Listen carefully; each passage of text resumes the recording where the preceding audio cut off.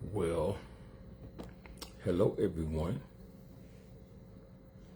and welcome to Monday afternoon edition of Tennessee Soul Family, Tennessee Soul Food LLC. We are live, man. It is June 29th. Yesterday was June 28th, Sunday.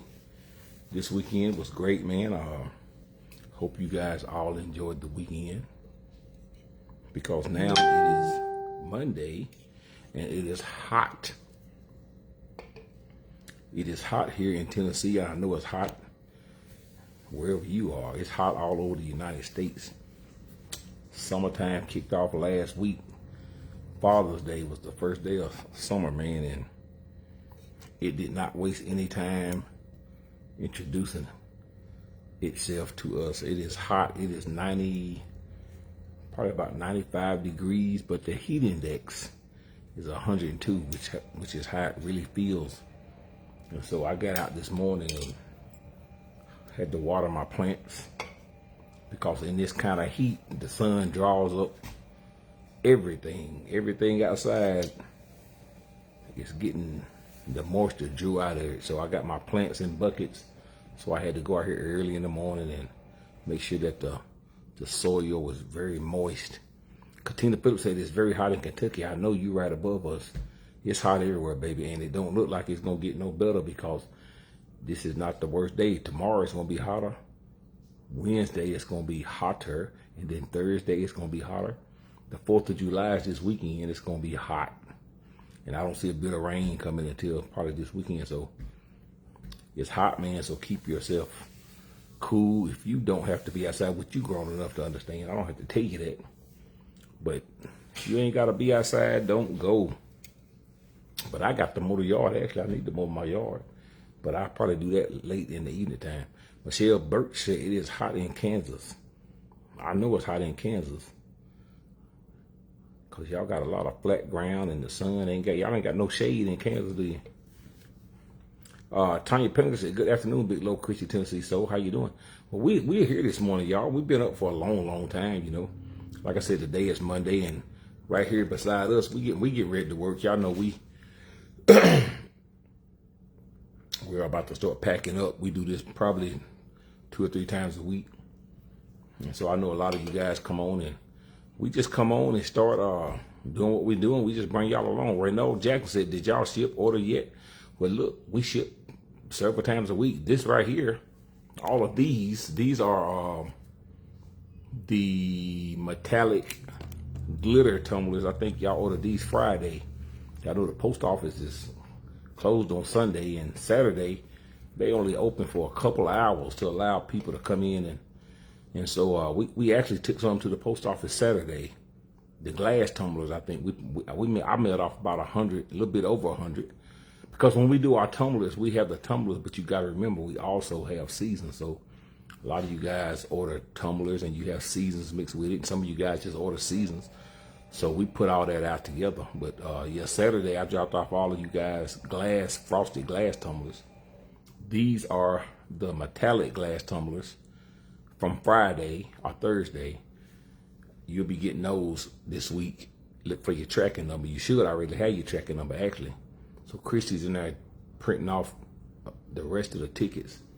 And so we about to bag these up, ship them off, get them to the post office. And then I put 50 up Saturday or Sunday. Y'all guys bought those out. I'll be putting those together tonight. We'll be getting those out possibly tomorrow or the next day. So that's what we're doing, y'all. And welcome to our mods. And I think we did with Tracy Aikens. How are you doing? I know you may be asleep, or maybe you watching. I don't know. But if you are on, I know Christy. Did you talk to Tracy yesterday, Christy? Yes. Okay, Christy said she talked to you yesterday. But so I guess it's my turn to wish you a late happy birthday. Even though we put up a post to you, I haven't talked to you. But Christy said she talked to you. So y'all know Tracy Aikens' birthday was yesterday. Because she shared her birthday with my mother and my grandmother, June 28th. So happy birthday. And if y'all want to go up the post, we posted Send her a love offering, man. She does a lot to help us on our page, man. She's been rocking with us for 5 years or more. And so y'all go check her out and wish her happy birthday. Glenda Lund said, I haven't turned my air on since last year. Summer. I haven't felt the heat yet. Well, Glenda London, you know what? You in Michigan. And I understand. I lived in Detroit when I was younger. And as a truck driver, I stayed in Michigan all the time, man. I used to have a dedicated run to Lansing, Michigan. I done it for 2 years. I was up there 3 times a week. And y'all's air is different than the air down here. You know, northern places up there, when you get close to up north, y'all air is more of a dry air. Down here is humid. And so it's all about the humidity. And down here, the humidity is very high because right now the temperature is just in the 90s, but the heat index is 102. It's supposed to get up to 110 one day this week. See, up in Michigan, it's a dry heat, so it can be 90 degrees or 95 degrees, but it may actually feel 87. So it's a different kind of heat up there, Glenda London, y'all. But down here in the South, which you may already know, you start hitting Tennessee. Anytime you get past Kentucky, it's hot. Because when I was driving trucks a lot, man, I used to go up north a lot, and Indianapolis was the threshold for me where everything just took a shift.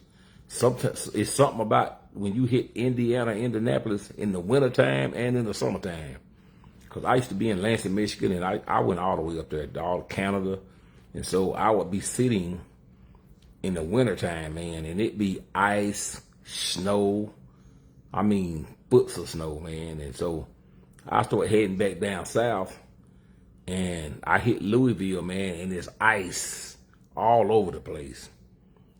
But then when I hit Louisville, Kentucky, it's like the sky just opened up. Just whoo! It could be like 20 degrees in Louisville, icing, and I can hit Indianapolis, I can hit Louisville, and all of a sudden it's 7 degrees and the sky is sunny.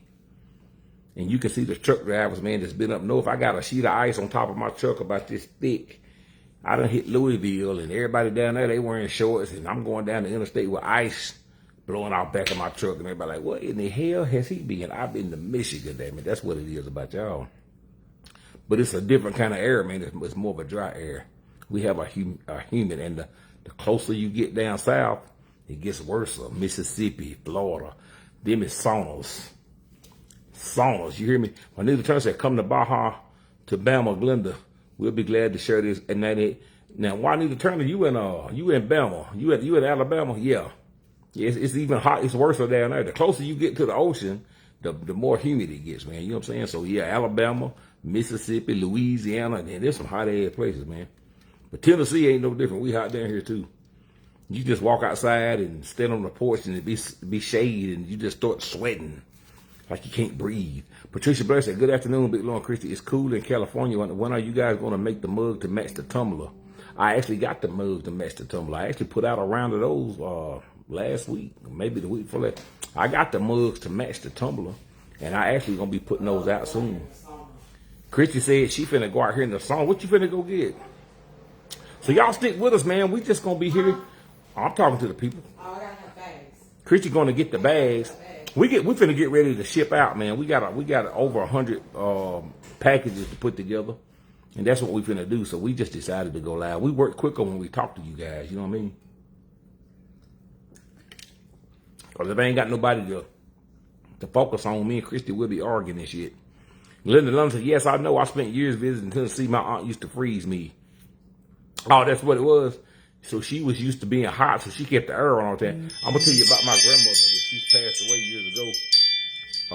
On my daddy's mother, she lived to be 96 years old. But I grew up around her. I spent a lot of my time with her as a young man, a young boy. I stayed at her house more than I damn near stayed at mine. It was probably about equal. But she never cut her air on, and she lived down here in Tennessee. She didn't cut her air on until after the 4th of July. She had a window air conditioner. But you know, back in the days, you know, people who was born, I think she was born in like 1914, right? And so my other grandmama on my mother's side, she was born in 1924. So people who was born in that era, they did not, they grew up without air conditioning. They didn't have air conditioning, man. You know what I'm saying? So they worked hard. It stayed hot. They was conditioned for the heat. You know what I'm saying? So once they got older, and in the 80s and in the 70s when they had air conditioning, they had the window air conditioners.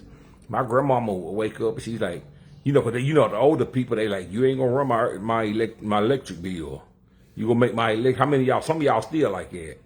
Y'all don't want to run your air conditioner because when it get hot like this, and you start letting that air conditioner stay on, you notice at the next month, your electric bill goes up very, very high. So you try to, and back, you know, if you living on a supplemental income, maybe you disability or you are Social Security, you kind of watch it because your money don't stretch. So back then, you know, that's what she did. She babysit a lot of kids for extra money. But, you know, she drew her Social Security. So, you know, she grew her own food. So she didn't have a lot of money, but she had everything she needed. But one thing about it, we ain't cutting that air on after the 4th of July. You know what I'm saying? And the thing about it is, she had an older house, but she would take fans some kind of way. The older people, they knew how to keep it cool. They get up early in the morning, 4 o'clock, 5 o'clock in the morning, when it's kind of, you know, 75 degrees, and they'll take them windows, and she would open up her windows on one side of the house, and she had those window fans, those box fans, and she would take those box fans and put them in one window. But see, on one side of the house, she would have the fans blowing. She would let the window up, put the air conditioner, put the box fan, she'll let it blow this way. On the other end of the house, she had the box fans, and they was turned with the air blowing out. And I used to think, why do you have the fan blowing out? Like, what you trying to do? You trying to cool outside down? As a child, I didn't understand it. But now, of course, as I got older, she was circulating the air because it started getting hot, you know, around 10, 11 o'clock. When that sun started rising, that heat started kicking in. So she get up in the morning, she started setting it up to stay cool. She'll put them fans in the windows, and she'll have that air blowing in one way, and it's taking the hot air out and blowing it out the other side of the house. And it actually stayed pretty decent. You know what I'm saying? And of course, they had trees around the house. In the country, she had this big old tree outside to shade the house. So it actually stayed cool until about 12 or 1 o'clock. She would shut all her curtains and close them, keep that sun out. And man, the house stayed pretty decent until about, you know, the middle of July, when it started getting like, you know, 100 degrees. That's when she cut the air conditioner on. But when she did, she didn't try to cool the whole house up. How many of y'all live back then? You didn't try to cool the whole house up because a lot of people didn't have central air. They had window air conditioners, you know, them big window air conditioners. You plug them up. So what you do, you put it in one room, like maybe the living room, and you put up curtains. If you didn't have no doors, a lot of people didn't have doors in like they do. So she would put up curtains and close one room out. And she cut that air on, and she closed the blinds and get it dark in there. And man, it stayed pretty cool. Now the rest of the house was hot. When you go past them curtains, you go down the hallway or them back bedrooms, it's hot back there. She ain't trying to cool that part off. She just trying to cool the part of the house off she stayed in. So, yeah, that's how they done it back then. And so a lot of y'all grew up like that, where your mama, she cooled one room out. She had a window air conditioner. She cooled one room off, and that's where y'all stayed at when it got hot. You know what I'm saying? And Christy said her mama and them done the same thing. They done the same thing, Christy? Yep, my parents did. I'm about to put on mic so we can hear you, because I know you walking around. T. Henry said, and the attic fan. But we didn't have an attic, but I mean, an attic fan, yeah, you know, because the heat rises. But yeah, you know, people back then, they knew how to stay, they knew how to stay cool. They knew how to stay warm. Christy grew up chucking wood. We did. Do Christy look like she can chop some wood? We did chop wood. We gotta get Mike put them up. Because I was just talking here. We're gonna put Demetri Reed said that was the best nap laying in front of the body. Ain't that right? You know how when you was little and your brother, and see, it was, them damn fans. Look, we just got an extreme heat watch right here in this county. Oh yeah, it's gonna be hot. We got a weather alert for extreme. I'm gonna plug these mics up, y'all, because Christy is in the building. Monique said, keep talking a bit low so I can finish folding up these clothes. You using me? She using you. Marquetta Jeffrey said, keep talking. I like that, These clothes up. I know, right? Bruh. I'm about to kill my damn phone. Shit, damn. Yeah, it's working.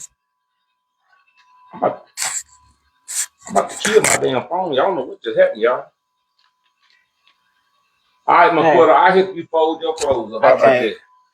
Y'all, we gonna keep talking. That's the only motivation I need right there. McQuarter said, "Keep talking so she can." That's all I need. McQuarter, I thank I'm you. finna make a frappe before we get started. I thank you for that motivation because you know when I get over here and talk, a lot of people like, I wish you shut up and let Christy talk. Christy don't like talking much. Christy works. So McQuarter, you just gave me the motivation to talk to you. I might be on here for 4 hours now. Tell me when you get to fold up them damn clothes.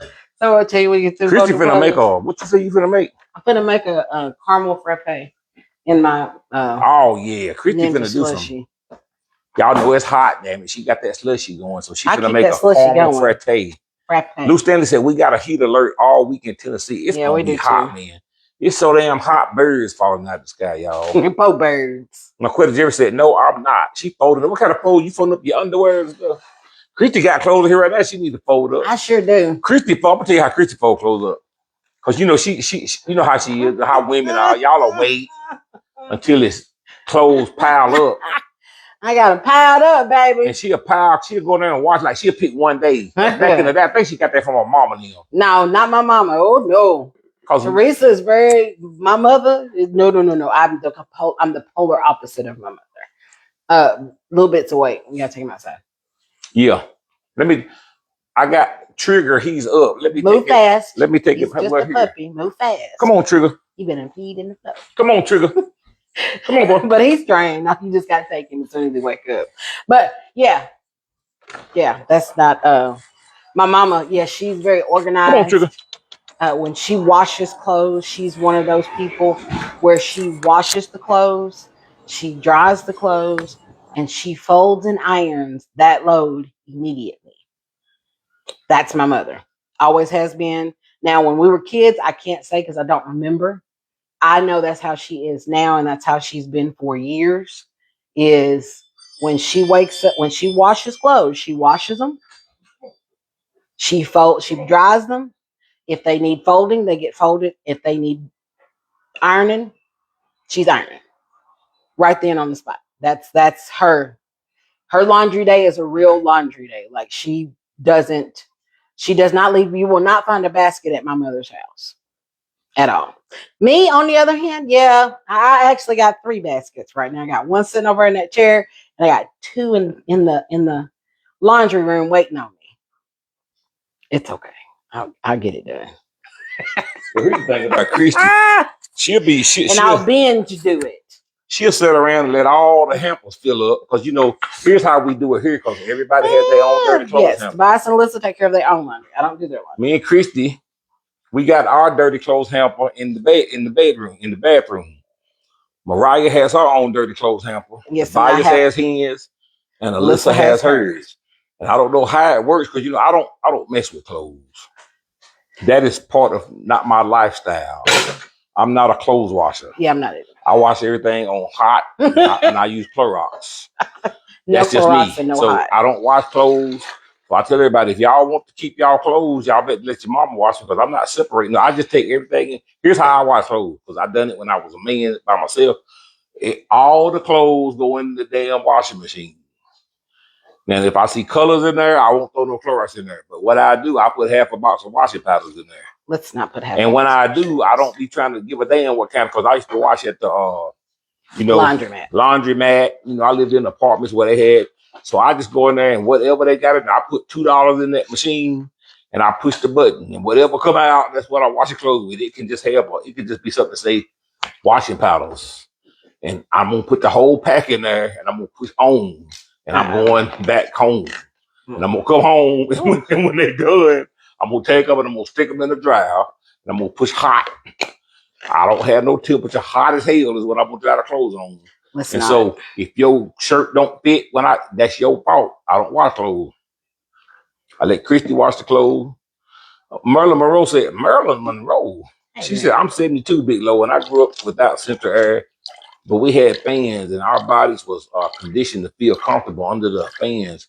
Yeah, they was. And then in the 70s, my parents had one window air conditioning. Well, you know what, Maryland? Air conditioners ruined us because once you get in the air conditioner, you don't want to go back outside. Oh shit. That's one thing about being in the air conditioner. Let's see what Christy making, man. I don't know what she doing. What am I doing? I don't know why she chose to make ice. Christy do because you pushed the button before I was ready. Once again, you pushed the button before I was ready. Listen to what I'm saying, Christy. When it's 70 degrees, you making slush ice. It's 100 degrees now. You want to make iced coffee. What's the difference? What you mean? What is the difference? It's an iced beverage. What is the difference? I don't understand you and hollering. You make. That's what people buy in the store. They go in the store and they buy frappuccinos. 100 degrees and the word coffee don't sit right with me. I just get coffee out your brain. Just think of a milk. Think of it being a coffee flavored milkshake. I see diarrhea coming in the next hour. You don't have to remember. It's a choice for you to something about hot weather, 102 heat index, and the word coffee and caffeine mixing with me. Just remember, it's a choice. Caramel, that shit right. It's too hot for that shit. Remember, it's a choice. I want some ice. This is ice. It's just not the flavor that you think it should be. I'm just saying everything you add. Caramel, it's hot. That's heavy on my stomach when it's hot. You don't have to partake in it. Remember that. I'm thinking about watermelon, strawberries, peach, on some ice. I make what you want in that thing every day. Please don't start. Every day I make exactly what you want to drink in that thing. Today I'm making what I want. Baby, come here, show me how. Don't do that. You is pretty now. Come on. But you don't put it in your head. That's pretty. My daughter got her hair done, but she don't want to show y'all. Yeah, I done her hair yesterday. Christy done Mariah's hair yesterday, and she's pretty as she want to be. And I don't know why she thinks she used to always want to be on camera. Now she don't. Let them see your hairstyle. Let them see what your mama done to your hair. It's pretty. Your hair's pretty, girl. Come and show everybody. Well, come on over here and show everybody. Come here. Come stand by mama. Come stand by your mama. Yeah, let them see your hair. Your hair's stand pretty. By mama. Everybody want to see you. Girl. Come on, pretty girl. You used to always want to be on camera. Now look at her. This is my partial twin. She don't look like me. She look like her daddy.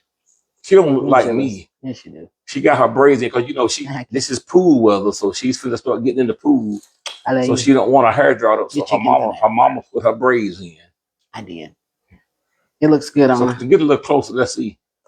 Why do I have to? What's that in the middle of your head? Oh, you got a star. Yeah. I thought you was a Hindi. What they call them? Hindis. Anyway. Turn around, let everybody see her. Do a circle. That's Mariah's hairdo. Yeah, we gotta fill it in a little more, but that's enough. You ain't gotta put no more. We do. You don't. It's. She wants it a little thicker. So Tina Phillips said, "Chrissy, is that already made up iced coffee international?" I'm making. So I'll let her show y'all what she's doing. I had coffee in my cups. Like I brewed coffee yesterday, and I put it in the refrigerator so it can get cold. So I took a pot of brewed coffee, right, and that's what's in here right here is a pot of brewed coffee. And then I'm using my caramel. This is my creamer. I've never done this before, by the way. This is just me trying it. Y'all just have to wait and see if it tastes good. This is homemade iced coffee. Yeah. So I just use my favorite caramel. So that's what I put in there. And then I put some extra caramel for extra caramel flavor. All right. And then I have some. Did I? I'm sorry. Yeah. Some. That is Hershey's. Yeah, just caramel. Yeah. Any caramel work. And then I have some vanilla and caramel and vanilla so let's see what that syrup. Is. Everybody's gonna be asking. So now this isn't the bottle it comes in. That's what I put it in. Okay. Yeah, that's what brand is that? That is it's actually sugar free. It's the Torini. Yeah, you can. Yeah. But this is my peach. But this is the same as this. I just put it in. She just put it in another bottle. Yeah, but it's the vanilla caramel Torini. This is that's actually sugar free. So that's just to add a little bit of extra flavor to it. So what she done? She just made a pot of coffee like she regularly would make. Yeah. And then she started adding everything to it. Yeah. So this is her caramel. How do you say that? Macchiato. Caramel macchiato. I guess that's some Indian shit. And then she got some Hershey's caramel. Is that your pen or is that Daddy's pen? Is that your pen when your phone fell? Yeah, that must be. Okay. But it's broke anyway. Your pen is broke? Yeah, the tip of it. I gotta get another one. Oh, okay. I didn't know. I gotta get another S pen. Right, let's add a little more caramel. I just tasted it and then a little more caramel. Diane Young said, I love iced coffee. Jamaica Reed said, Mariah, your hair is so pretty. Tamika Chaplin said Christy is a jack of all trades, very talented young lady. Oh, I did something yesterday, y'all. I should have took a picture. Well, I did take a picture. Y'all know I've always said I can't cornrow, right? I've always said I can't cornrow, I can't cornrow. I tried it yesterday. I did it. I was so proud of myself. I actually did it on my own head. I did it. Now, was it the tightest stuff ever? Was it the prettiest cornrows ever? No, it was not.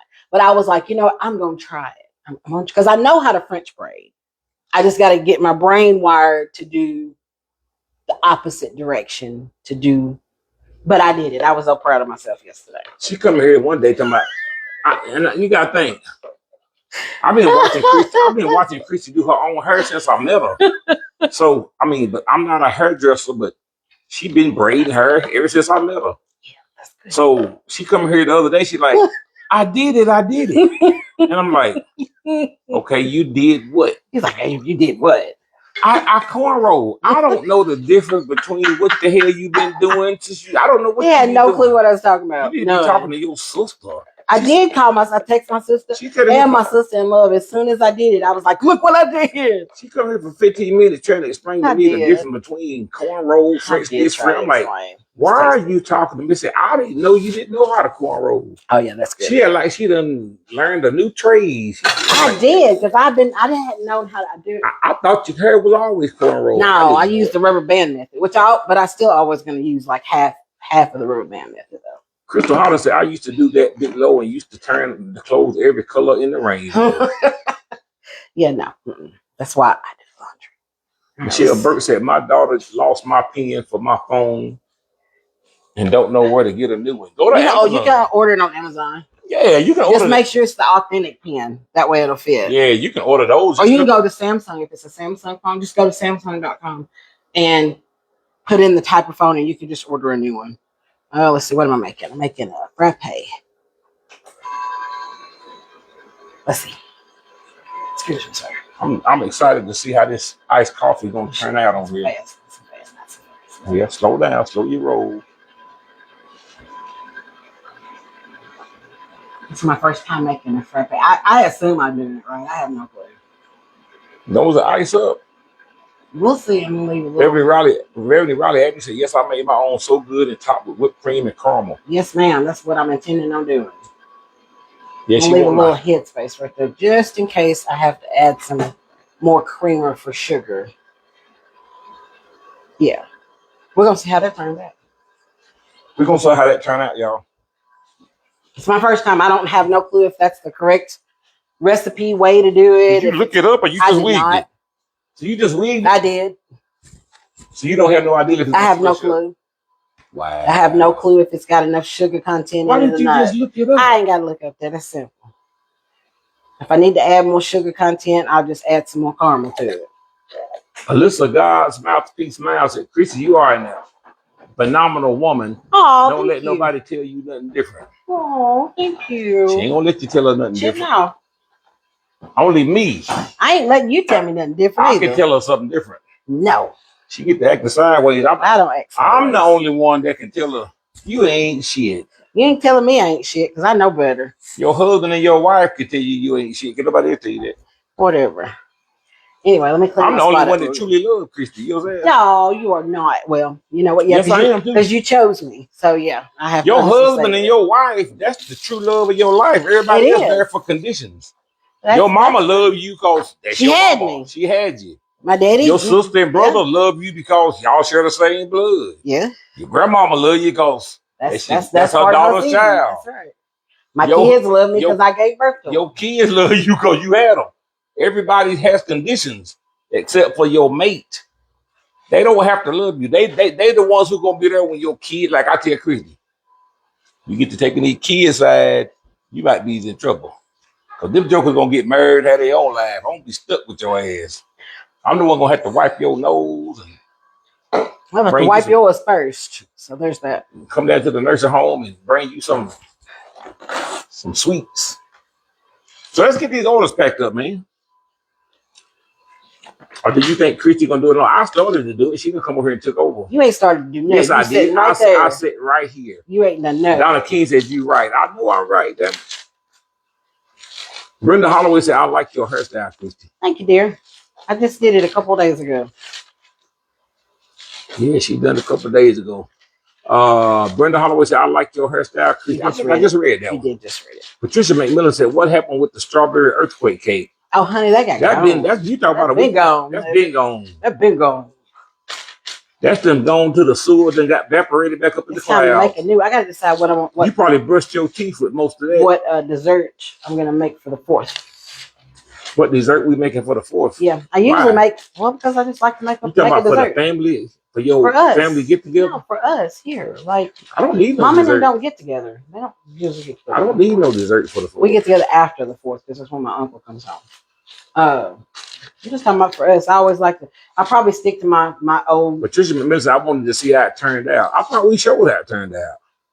After that, we just stuck it in the refrigerator. I don't know. Yeah, we took it out the oven. I don't know if we. Yeah, I think we did. Yeah, But yeah, it we was did good. because we cut it. Yeah, It was, yeah, we cut it, but yeah, it was We good. were live and cut. Yeah, we were live and we But cut it was yeah. sweet and it was moist and it It was was. very, very good. And we didn't eat all of it. Actually, I think about half of it ended up getting thrown away. Yeah.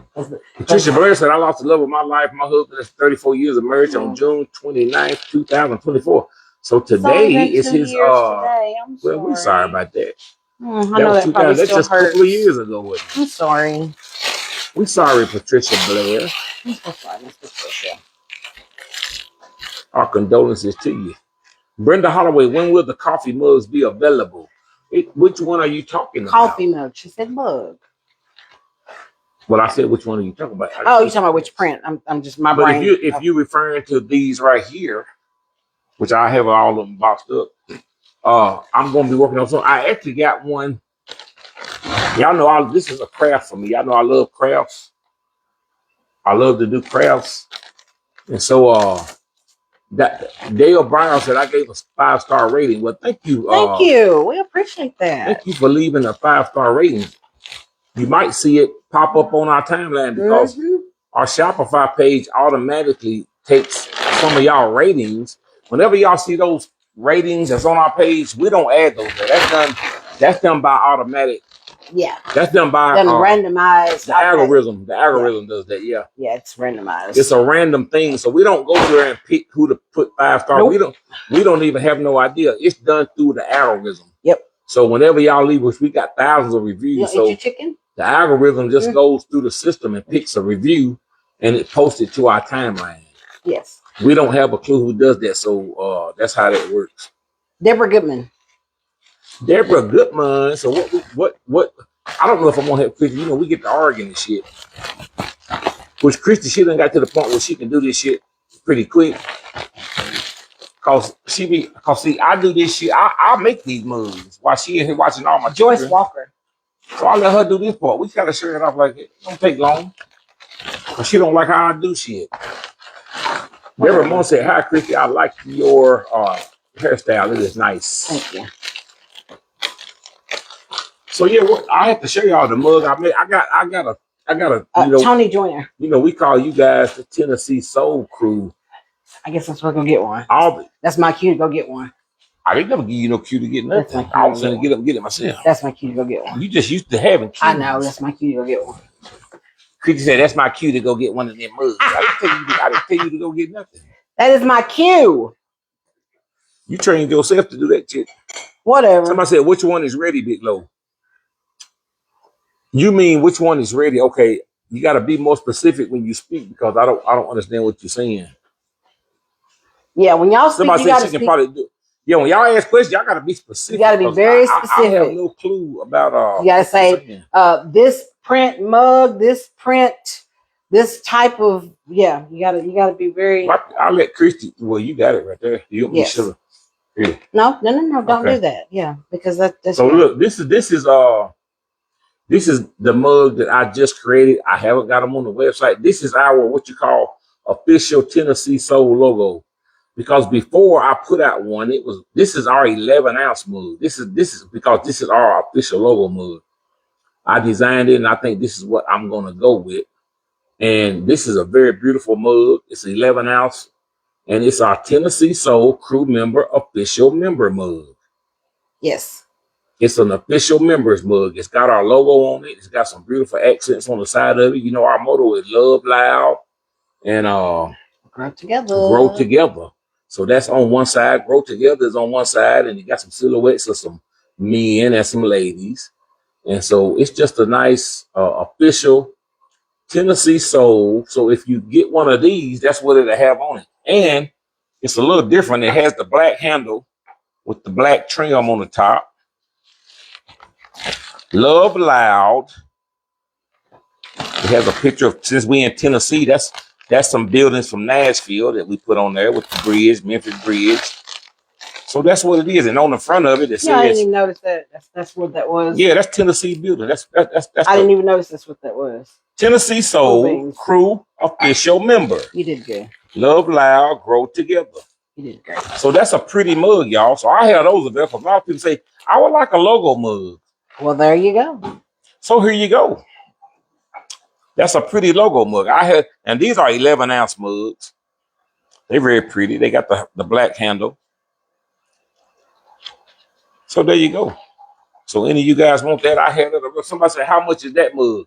She's like, how much is that mug? We don't look. Here's what you do. You have to go to the website when it's available. Right now, it's not available. The prices will be put onto the product. But I don't like to tell the price of things because you need to check it out and look at it to say, oh, that's nice. Sabrina Black. I don't never throw the price out there. Because if you want it, you will get it. Because if I tell you the price before you see it, you might be like, that ain't worth that. I don't do that. You might not ever go back. You might not ever go back. So test drive the car. Then you can pay $100,000 for it. Before then, how much is this car? It's $100,000. Oh shit! You just hell no. Let me go home. You're right. That's why you know. Stephanie Roberts. As a salesman, you never tell the price of nothing. How much is that car? It's $100,000. Oh shit! You just lost the whole customer. I'm gonna put you in the car. We're gonna go for a drive. I'm gonna turn the air on. I'm gonna let you feel the 3-wheel motion. I'm gonna let you see the effects of it. I'm gonna walk the dog on you. Then you be like, now that's worth $100,000. But if I just told you $100,000 at the door, you walking off. Michael Lampkin. I don't do that. But you can afford it. If you like McDonald's, you can buy a mug from me. That's how it works. Juanita Turner said, that's a beautiful logo. It's a beautiful logo, man. Yeah, I'm going to make this our official mug logo. Now, I'm going to put this print on different style mugs because this is the one with the black handle. Now, I will have some pretty, look, I might put them on different mugs, different mug glitter mugs. So if you want one, when they become available, go pick them up. Go J Love said, I want one. Hey, baby. Lorraine Coleman said, awesome mug. Keep that one in the lineup. Yeah, I seen when you said you wanted to get one for your husband. So all you guys, Kelly Gordon, y'all check your tracking number if y'all order these. These are the metallic. Quintella said, take pre-orders. I do not like pre-orders. I'm my own. I absolutely hate pre-orders. We done it one time, and I did. That is the devil. Michelle Mack. I have to make my product before I sell it. I do not like pre-orders. It ruins my work ethic. Now, for me, I just feel like it's an urgency. That's like going to work and they pay you for the week. Because you done pay me your money and I want to get you your package. Debbie Merritt. That's like you going to work on a 9 to 5 and you working there Monday and they pay you for the week. And then you got to work it out. You done lost motivation. You have to have motivation. Damn it. Well, damn it. What you done? What you done? Oh, hell. Christy holla, damn it. I know what she done. I know exactly what you done. I know exactly what you done, Negro. So how many you got to open back up? I mean, I'm glad you caught that. I'm going to tell y'all what she forgot. Because these, I don't like these. Guess? I don't like these because they don't come in the box. So, why?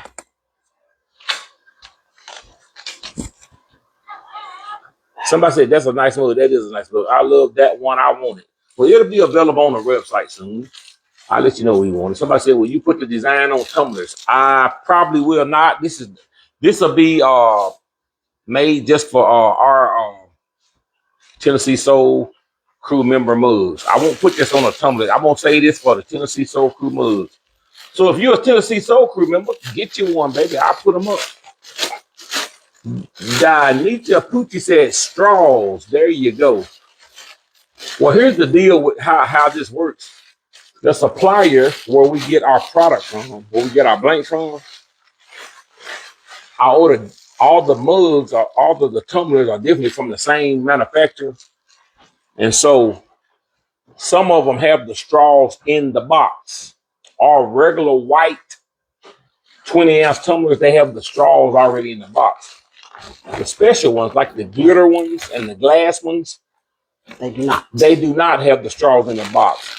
The straws come in a pack Yes. because they're longer. They don't fit in the box. These are some longer straws, big straws, which is great, and they don't fit in the box. So we have to put the straw inside of the envelope where we pack it at. Well, Christy, she was just packaging them up because she forgot the straws. If she would have let me do it, you would have forgot to. You would have. No, I wouldn't. You didn't bring them in here. You didn't bring them in here. I didn't never start. But you had everything else in here. You wouldn't bring them in here. No, I did not. I sat down and got the live ready, and then you jumped up and you started doing it. No, you got the live ready and pushed the button before we were ready. We didn't have the bags in here. That ain't got nothing to do with what I was doing. Because me talking on the live ain't got nothing to do with packing up. I don't. Yeah, you say that now. I don't do no 5, 4, 3, 2, 1. We ready to go. I just go live. I ain't worried about all this shit. You be worried about. I know you do. You get ready. I don't get ready. I know you just push the button. I understand. I stay ready. I just go. When I get ready to eat, I don't have to do nothing but sit down and eat. Damn it.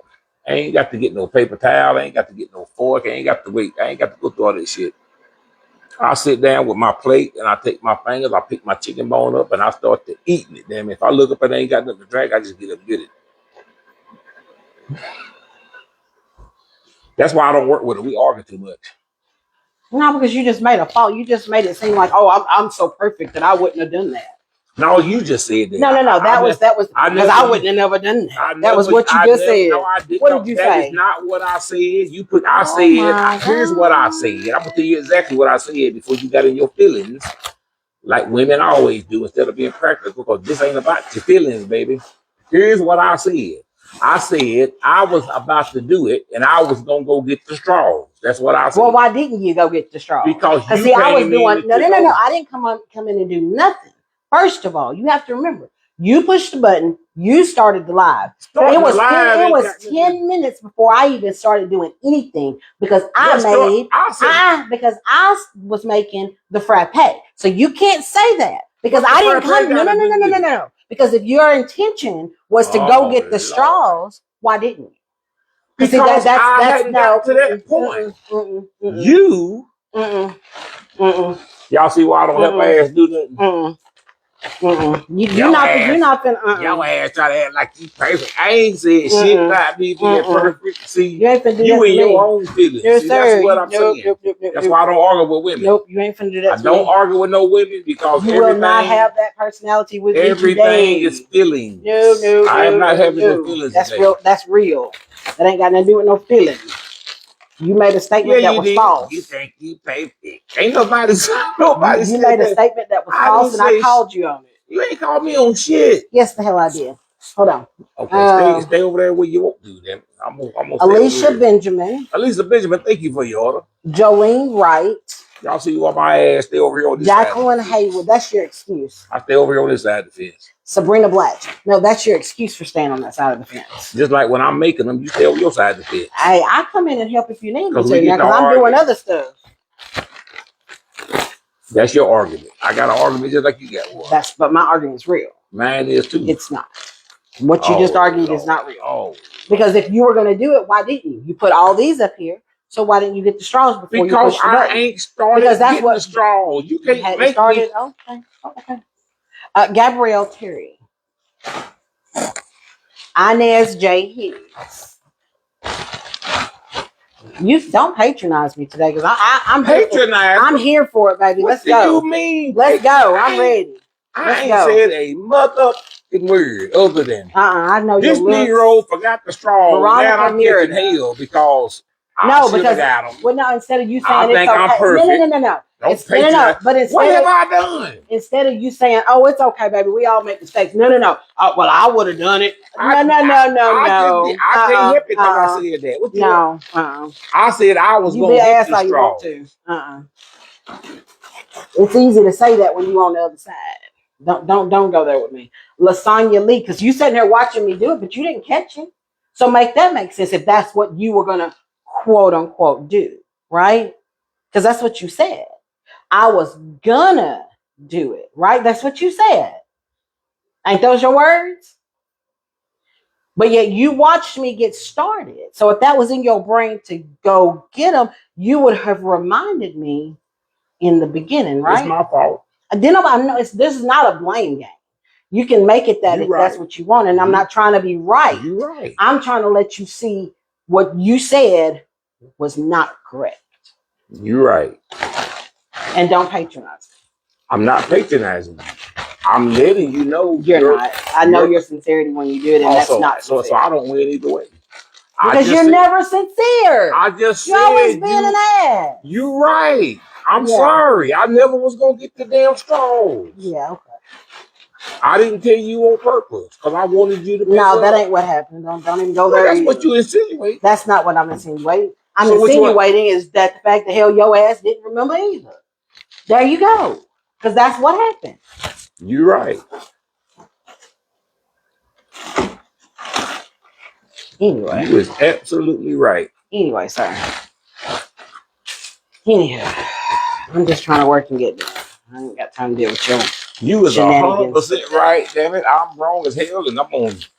You can have this argument. Leslie Wishburne. Leslie, you are the next contestant up. Windberg, you the next contestant up.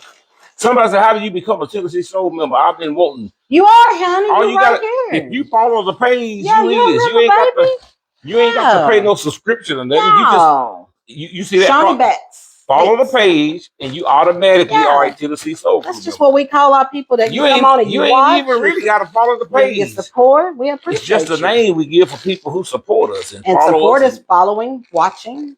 And that's just why you here. Yeah. If you go to somebody else, but all the content creators, well, I ain't gonna say all of them.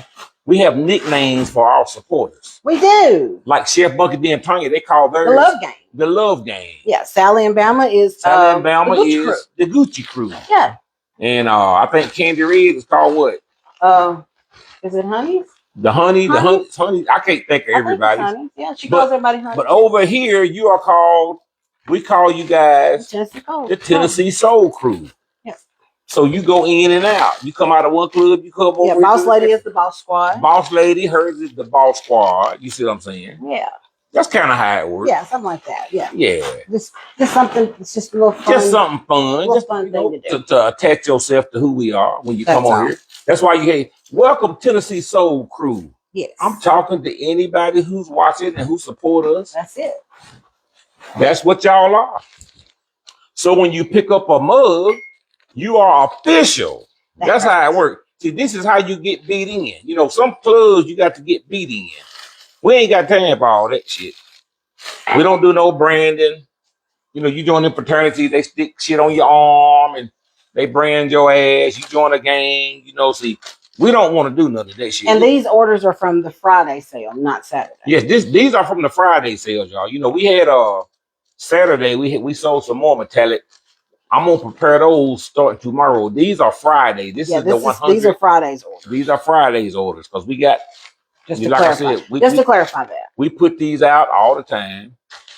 Florine Combs said that'd be a nice design for some aprons. You're right, Florine. You're right, Miss Florine. You is right about that. And we do have aprons if you guys want to pick them up. Betty Picture, how did you become a Tennessee Soul Family member? I've been watching you for a while now. Baby, then you are definitely a member. That means you a member, baby. Man, if you want to be now we can put you on a tower. Because, you know, we do have towers. You know, you can be a level 1 member, level 2, level 3. Level 1 is you just watching. You're a Tennessee Crow. If you want to go to level 2, you can be a subscriber and give us a subscription every month. And I use that to buy Christy draws. Then if you want to be a level 3 subscriber, you send me $100. I can't. Don't start. Do not start. And I'll send you a package. That is not how you want to be a level 4 member. We don't have no levels. You send me $500. Stop it. And I'll send you a bigger package. I can't deal with you. Level 10 is the highest level you can be. That's when you let me move in with you and take over your house. I can't. And you cook for me every day, and I come up and, you know, you can wash my clothes, iron my drawers. And I pay for that shit. That's when you become that's when you become an entrepreneur. When you get to level 10, I'm paying you now, goddamn it. Cause now you washing drawers and socks and rubbing backs and shit. I can't deal with you. That's level 10. I need you to stop. But most of y'all are just on level 1. Some of y'all on level 2, subscribers. But anytime you want to go up a level, inbox me. Don't start. You can start at level 10. See, Christy on level 10. She's a level 10 crew member. Matter of fact, she on 11. And you really got to be special to be on that, because that's when you giving up snatch. When you get on 11, you can get pregnant. I need you to stop. Only Christy done went to tier 11. That's a hard tier to get away. It ain't really hard. Most people just don't want to get on that level. But level, Somebody want to live with your butt. Crazy joker. tier 11, you give it a snatch up there. You can get on that level, but Christy's jealous. She don't want to be on level 11. You want a man to be on level 11? And no. But you don't control the levels. I do control the levels, bro. No, you do not control Yes, I do. You don't I control can control Earl my Taylor, did you hear that shit? Earl. She needs some Ike Turner on her now. No, I don't. You don't say that to your husband. Yes, I do. You don't never insinuate no other man being on you now. I'm gonna tell you that would get you. That would get you. Well, you don't get to insinuate either. Hey, what's good for the goose is good for the gander. You know what? It's different mindsets. I don't give a shit. You don't want me to say it, then you don't say it. Men joke about this. You don't tell no man. You don't want me to say it, then you don't say it. Don't never put on your man mind that you even think about another man humping on you. That would get this house right down. They'll get this whole house right down. Okay. And it won't take nothing but one night. They get that Harley messed up too. Yeah, okay. Keep on talking. On there. I'm about busting it up once. I'll bust it up. Ever want to hear you say that? I'll bust the windows out your car. Everybody in the house. Leave me alone. You get to talk. Let me come here and get somebody hunting on you. Everybody. No, I'm crazy. We going back to heaven together. All of us. You know I'm cray, right? I'm going to be like, hey, Lord. The Lord will say, what is all y'all doing up here? I'm going to say, Lord, we need a time out, damn it. Every one of us. The Harley, the damn dog, the cat, we all going out there. Bust up some shit. And we're going to see the smoke signals. When we get up there, it's going to be smoke behind us. Now, what's all this smoke coming in? While I burnt the goddamn house there. Shit. I see it. That's how we going to heaven.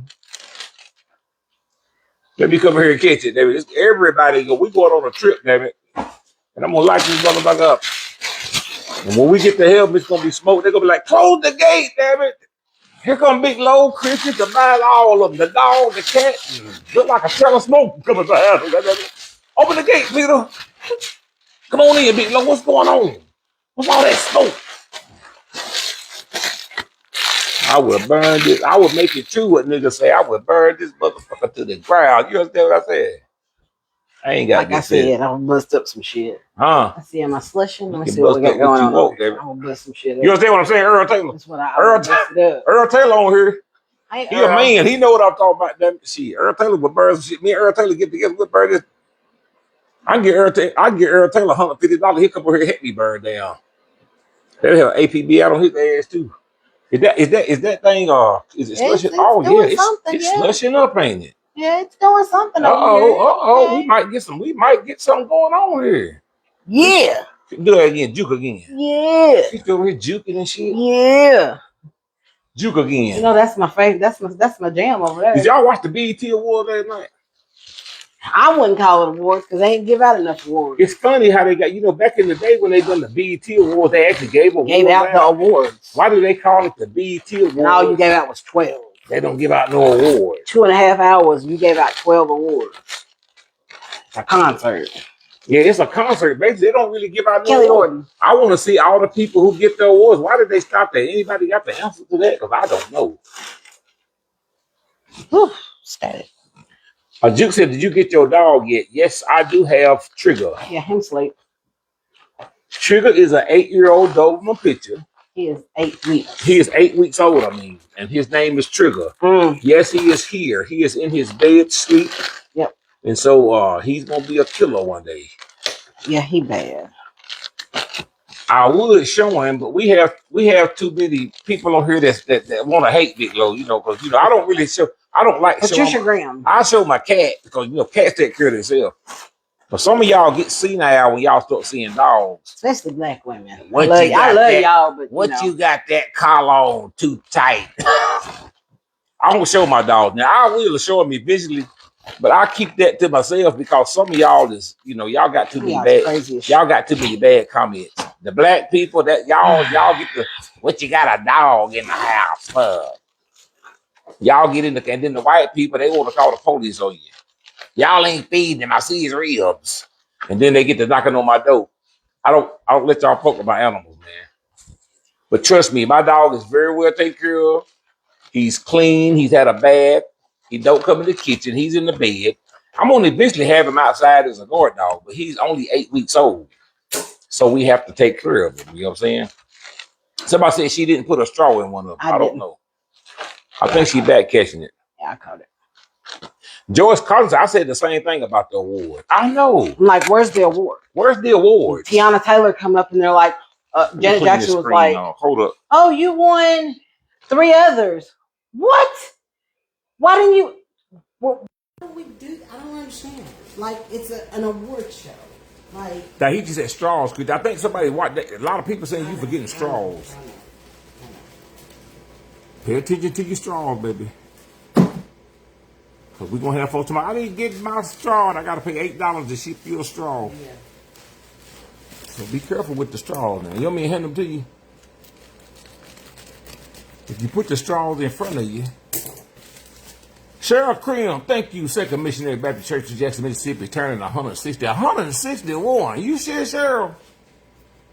Cheryl, you got your numbers wrong. I don't believe that. She said the Second Missionary Baptist Church is turning 161.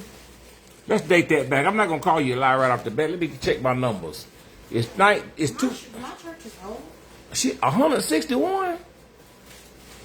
Okay, let's go back. 2026. 100 years ago, it was 1926. Now let's take 61 years from that. 1926, 1916, 1906, 1896, 1886, 1876, 1866, 1865. So Cheryl Cream, 1865 would be the year that your church originated, which is actually when we got our freedom from slavery. So that's a possibility. Okay. So you was one of the beginning churches. 1865. That's 161 years ago. That's how long we supposedly been free. That ain't been long ago, have y'all? When you look at it like that, that has not been long, has it? Slavery just ended 161 years ago. That's not a long time. Jake Carver said, "Show us Trigger." If I show you Trigger, I'm going to jail because I don't show it unless I pull it. Somebody said mic check, Big Low.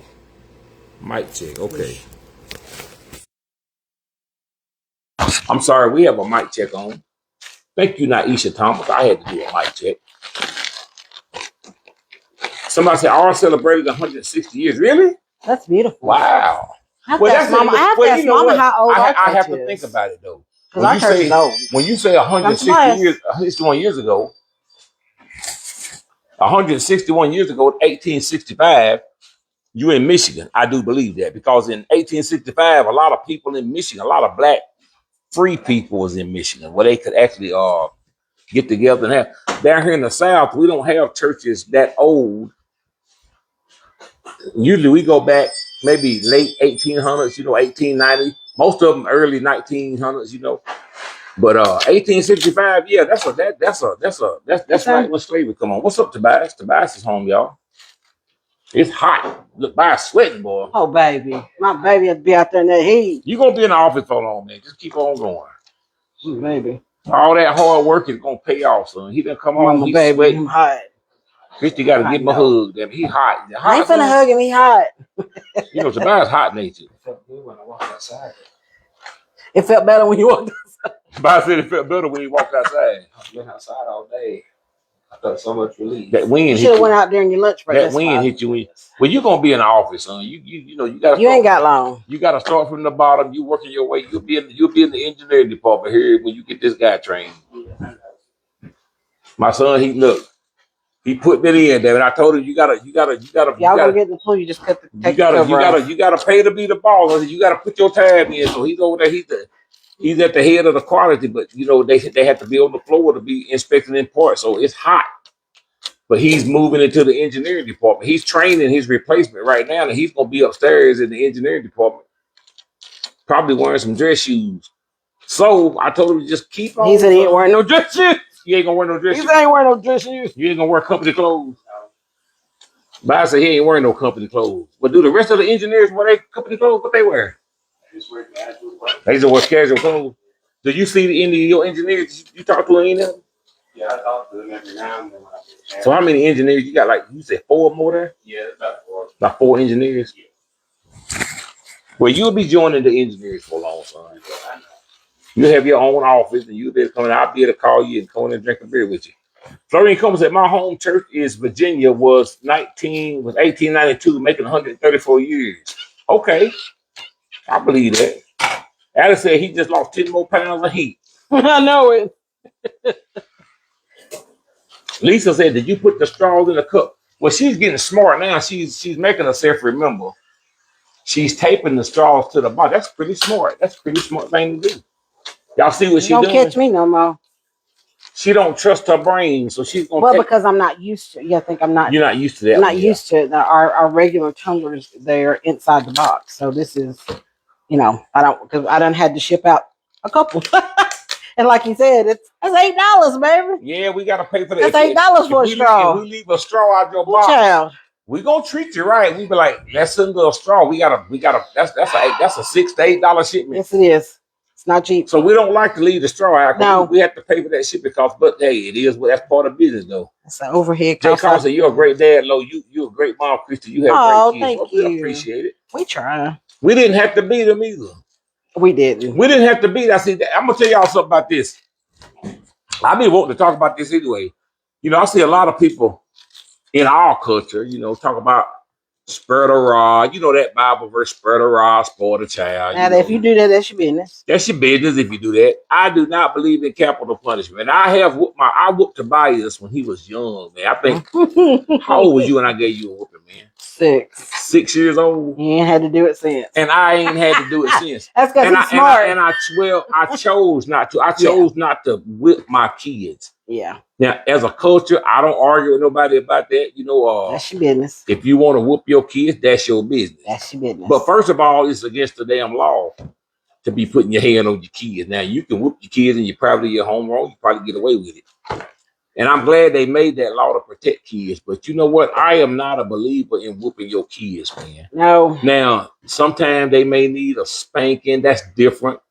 When they in danger, when they toddlers, you say don't touch that stove. Little stuff like that, popping, just to try to warn them. But once they become of age where you can actually talk and have a conversation with them and they can understand you, I don't feel the need to whip a kid. I have a lot of people argue with me. I know that's in our culture, but y'all know where we learned that shit from? We learned that shit from slavery, man. We are the only culture who brag about beating our offspring, and poor white people who had to endure the same kind of treatment. But man, beating your kids, does it work? Hell yeah, it works. It worked. If I had to beat you, it would work, wouldn't it? If I had to beat you to submissive, it'll probably work. The slave masters beat our ass. It's ice coffee. It worked. But just because something works don't mean it's right. Because statistics show kids who grow up in homes where they are, and I do call it abuse, because you may not want to use that word. Some of us say, I was beat when I was little and it worked for me. Well, hell yeah, it worked for you, because anytime you beat somebody to make them understand something, they gonna listen to you. Nobody wants to be beat, especially a child. A dog, you as a slave was beat. And that's where we got that from. That goes back to slavery, because these women, when they raised their kids in the fields in slavery, they would rather have to whoop their kids than the slave master. Because you remember, man, the slave master started us out early, probably around 8 years old, somewhere around that time. These kids had to go out into the field and learn how to work. And so a kid is going to be a kid. They're going to speak their mind. They're going to say some things they shouldn't. They're going to be hard-headed. And the slave master didn't like that. And so if that slave master come around and say something, and that kid ain't working, or he ain't doing right, or he ain't picking his share, or he got a small aleck mouth, they took that out on him and the family. The slave master would beat his mama, beat his daddy, beat his ass.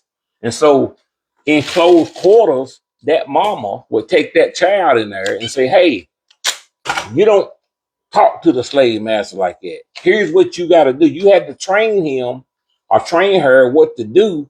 And so if he got out of line, the mama would whoop his ass to let him know this is what's going to happen to you if you don't act right. Plus, monkey see, monkey do.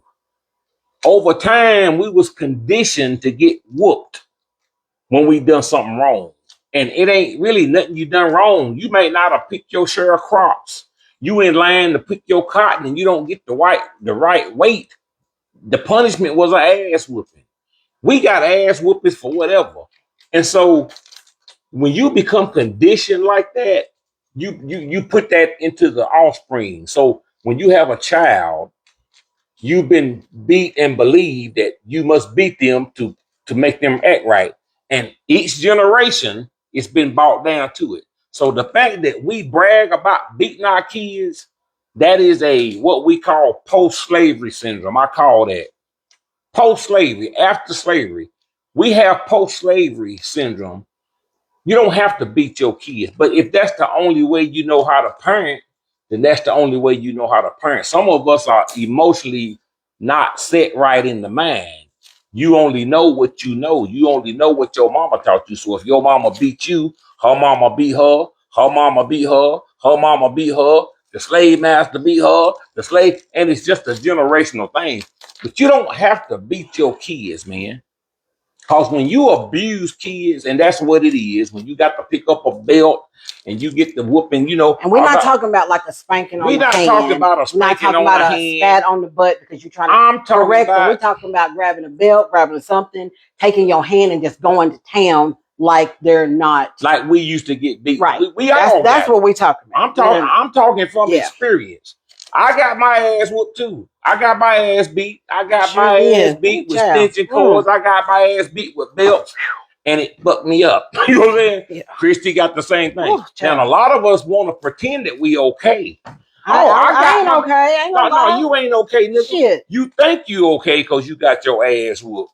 But nigga, that put a dent on you somewhere. Somebody paying for that ass whooping you got. You gonna make your children pay for it, or you gonna pay for it psychologically, man. I don't, and plus I got girls. And you know what? I was going through Walmart the other day, Saturday actually, and I seen a black guy, and he had a little girl. She looked like she was about maybe 5. She was in the buggy. He was with her, and she was just crying. You know, you know how kids are, they want something. She was asking for something, and he said, "You ain't getting shit." Did you hear what I said? And of course, she, as a 5-year-old, maybe she might have been even 4. Well, daddy, she got a little smart ass mouth. Let me tell you something. He reached in that damn buggy and he popped her ass about 4 times. Pow, pow. He said, let me tell you something. You don't. And man, she started wailing and crying. And you know what? I almost went over there and jerked his ass up. But that ain't my business. But at the same time, it needs to be my business. But I said, man, you know what? You know what you just doing? I started to walk up to him telling, you teaching your little girl that it's okay for a man to put their hand. That's all you doing. If you got a little girl and you like to whoop her ass because you just teaching her that violence is okay. You teaching her, especially if you a man, you teaching her at a very early age that it's okay if a man hits you. Because that's all you doing. She's going to grow up, and the statistics prove that kids who are beat and abused like that, they grow up, they get in more trouble.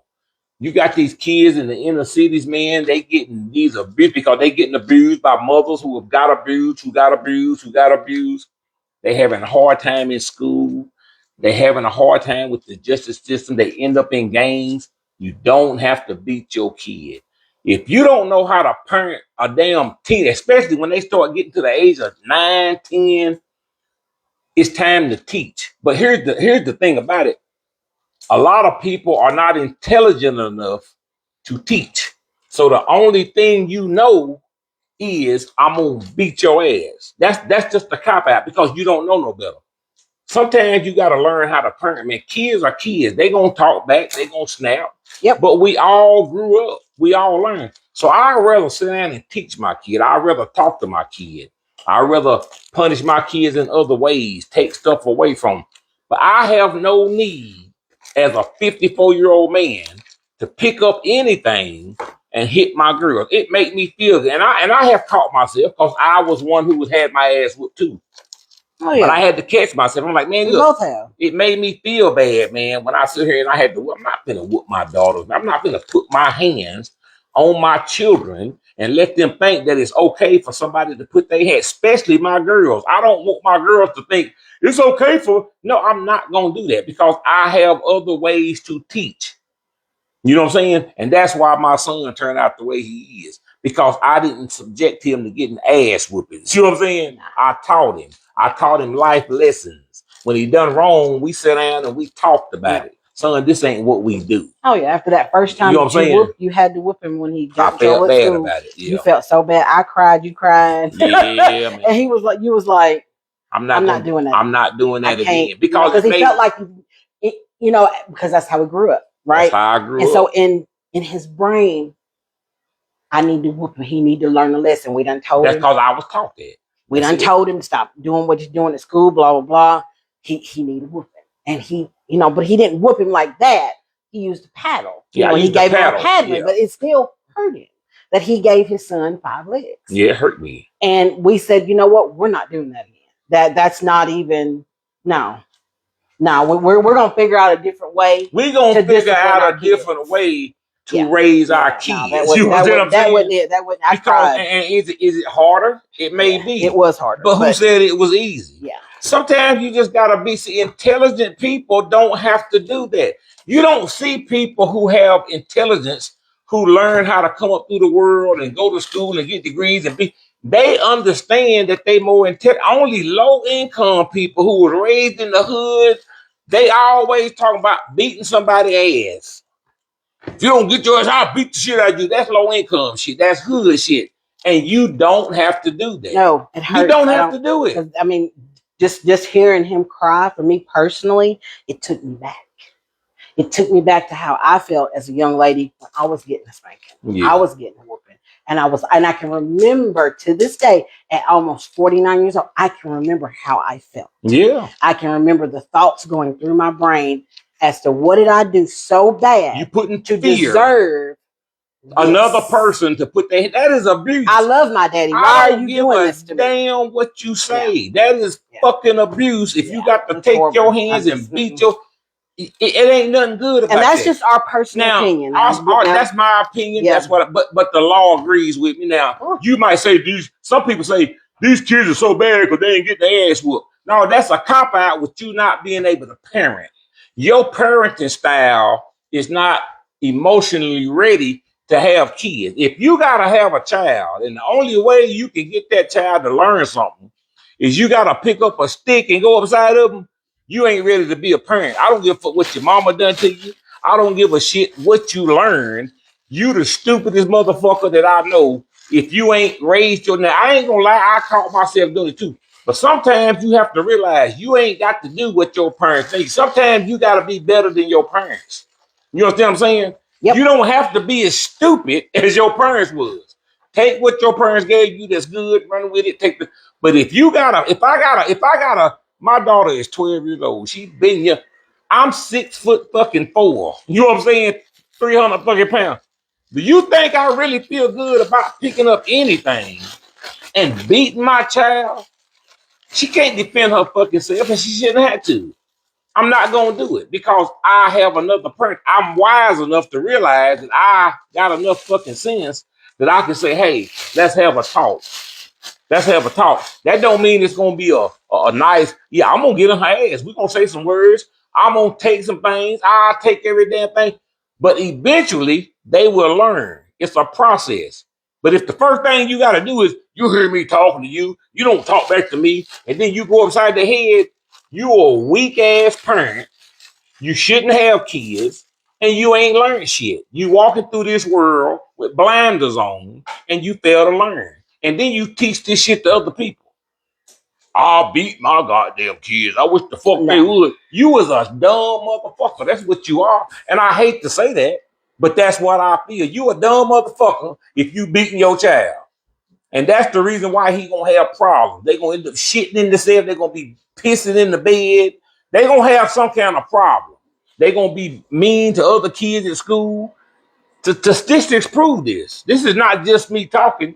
Statistics prove that kids who get punished by capital punishment, statistics show, especially in the black neighborhood, they end up in jail, juvenile homes. They end up being in abusive relationships themselves. Because you teaching your son that it's okay to whoop his ass. And guess what? When he get a child, he gonna whoop his ass. But then guess who ass he gonna whoop? He gonna whoop his wife ass. And then he might end up whooping your ass. See, some of y'all making your Frankenstein. You got this little 2-3-year-old boy, you fucked up in the head because your life ain't together. So every time you get a hair in your ass, you want to take it out on your child. He look like his fucking daddy, or he ain't minding you. So you got the power because you a big ass fucking human being. So you go in here and grab a belt and you get him in the corner and you slang your fucking energy out on him. Well, guess what? When that motherfucker gets 16, he might go upside your goddamn head. And guess who taught him to? You did. And he gonna go out here in the streets and he gonna try that shit on somebody because you taught him that it's okay to beat and put hands on people. And that's where the shit come from. That's why we got a lot of fucking kids out here. Man ain't right. They grew up, they got it from you. You taught them that shit. You taught them that it's okay to beat somebody. You taught them that violence is the answer to your problems. So when they get out here in the street and they get to talking to their homeboys, what you gonna do, nigga? That's what I'm saying. What you gonna do, nigga? Because you taught them that here's how you handle situations. Because when they got a fucking D and they didn't do good in school, instead of bringing up your skills and doing what a parent should do and teaching them, but your dumb ass can't read yourself. So therefore, you beating him because you trying to make him read. You can't read your goddamn self. You a dumb motherfucker. And your child gonna pay for it. Be more intelligent, man. You know, go pick up a fucking book. You know what I'm saying? There's ways to raise children. Because I'm 54, ain't nobody finna beat my ass. Ain't nobody out here gonna beat me in submissive and the shit. So think about a 10-year-old child who ain't got no power. He being raised and he can't help his mind and how he thinks. And he just, and all you do, your big grown burly ass, some of y'all women, 350 goddamn pounds, walk around here smoking cigarettes. You got a damn 8-year-old, and all of a sudden she say something out of the way to you, and just cause, and you want to go pick up something and knock the fucking shit out of them. You a weak human being. You need to be locked the fuck up. And if I catch your ass out in town beating the child, I'll beat your ass. I go to jail for that child. I started to do that in Walmart. I started to walk up to that motherfucker and say, I'll knock the shit out of you like you hit her. Right. You know what I'm saying? You weak motherfucker. Quit beating on these goddamn kids. Love your fucking kids. Ain't nothing but love you should have for your kids. You ain't got to put them out. Some of y'all learned that shit from your dumb ass mamas, and that's what I'm gonna say. Your mama was a fucking stupid motherfucker, and if you didn't learn no better, you gonna be a stupid motherfucker, and then your child gonna be a stupid motherfucker, and then you gonna raise a bunch of fucking stupid motherfuckers, and your whole goddamn family's stupid, and all y'all motherfuckers know is violence. Half of them in prison. That's why your son in prison. That's why your uncle in prison. That's why all y'all motherfuckers running around here. One motherfucker walking around here with his eye closed. Somebody whoop. Y'all some ignorant, low-class, hood rat motherfuckers. Grow the fuck up, learn how to treat people. Boom. And I'm defending the fucking children. Because if I catch your ass out in town beating the child, I'm going to go to jail for a good while. I'll beat the fucking shit out of you. And you might whoop my ass, but you going to have to show me you can whoop my ass like you whooped that child. Don't let me catch you beating your child in Walmart. I'll beat this shit out of you, man. Anyway, let's go. I'm telling them that I don't whoop you. Kid. I'm passionate about it. I will protect the child, man. I'm not gonna. And that's something you can say amen to. That I don't give a fuck if you agree with me or not. Damn, that's good. Yeah, I know. Now I see what you're talking about. That's good. Yeah, I'm trying. Yeah. That is good. Yeah, it sure is. So Christy, she's done making these. What you call that again? Caramel frappe. Caramel frappe. Frappe. Taste it. Is it good, baby? Starbucks who? That big Starbucks don't look. How much they cost at Starbucks? $8. $8. That's an eight. Then That's you know real good, what? ain't it? You go to Starbucks, Yeah, $8 baby. for that right there. That's good, baby. Thank you. I ain't even watch you make that. Yes, ma'am. Okay, hold on. And I do like that. That's just the caramel. That's good, baby. Thank you. So Christy made these, what you call them? I don't know what you call it. Caramel frappe. That is pretty good. Thank you. You like that, Mariah? Mariah said she like it. Mariah loves Starbucks. She does. That's better. Is that good at Starbucks? Is that better than Starbucks? I've had one in a while. So I know that. So Christy got all these straws. Look, she done leveled the game. She ain't gonna forget no straw down, y'all see No, that? I ain't. She got these straws taped to the box. You damn right. I'm gonna tape every one of them to the box too. I don't care how much extra time it takes. She said she ain't finna miss no straw down there. That ain't happening no more. Let's see this in there. Tobias might want one there. No, he don't. I already asked him to do that one while ago. I'm just gonna get one before she go to work. I guarantee that. So that's pretty good, baby. Thank you. But anyway, y'all can comment about that, but I'm not gonna get back on that subject no more. That's good. Because I'm passionate about it, and I've been on Snap saying I know something. Mariah was like, "What is wrong with him?" We gonna move away from that conversation real fast. Because that's something I don't mind getting into some good trouble over. I will protect these kids by any means necessary. Oh yeah. Felicia Shaw said, "Love Christy's shirt." She had the red shirt like that one on yesterday. Yes, I've had these for. Yeah, I know Christy loved them animal prints. I've had these shirts. I don't know. Good Lord, probably 4 years. Got them off the Shein. Carol Albert said, "I make my own at home and I also have everything Starbucks has." You know, Starbucks is overrated. I believe that. Mary Pritchett. Mary Pritchett, your order is coming up. That's good. Shit, that's good, man. Hell yeah. So now it's like instead of pouring out the coffee at the end of the day when we don't drink the whole I cup, pour a lot of coffee. take it, put it in a container, put it in the refrigerator. Oh yeah. Take it and put it in the refrigerator, and then I can use it to make. And save it. Yep. Because we make coffee every morning. Sometimes Christy don't drink coffee. Did you drink some this morning? I did, yeah. I make a whole pot of coffee every morning, but I usually drink one glass. I'll be right back. Come on, baby. I usually only make 1 cup of coffee in the morning time, right? Because I got to have my coffee in the morning time. And so I make 1 cup, but I make a whole pot. You know what I'm saying? I make a whole pot full of coffee. Usually I end up throwing probably about half of it away. So Christy said the idea is, with the leftover coffee we got, pour it in the refrigerator. When we get enough of it, we can make these right here, because this is good, man. Now I have had Starbucks caramel frappes. This is better. That's better. That's rightfully so. This, you know how to make it. And I didn't know. I never. She makes cold coffee, but we have never made them in the slushy.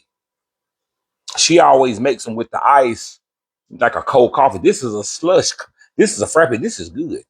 And the slushy actually has, the Ninja slushy has those features on it where you can make something like that. And this is good. At first, I was telling Chris, I said, I don't know if I want no cold coffee. It's too hot just to be thinking about the word coffee. But this is a slushy cold. And it got whipped cream in it. And it got caramel in it. This is delicious, man. Yes, that's very good.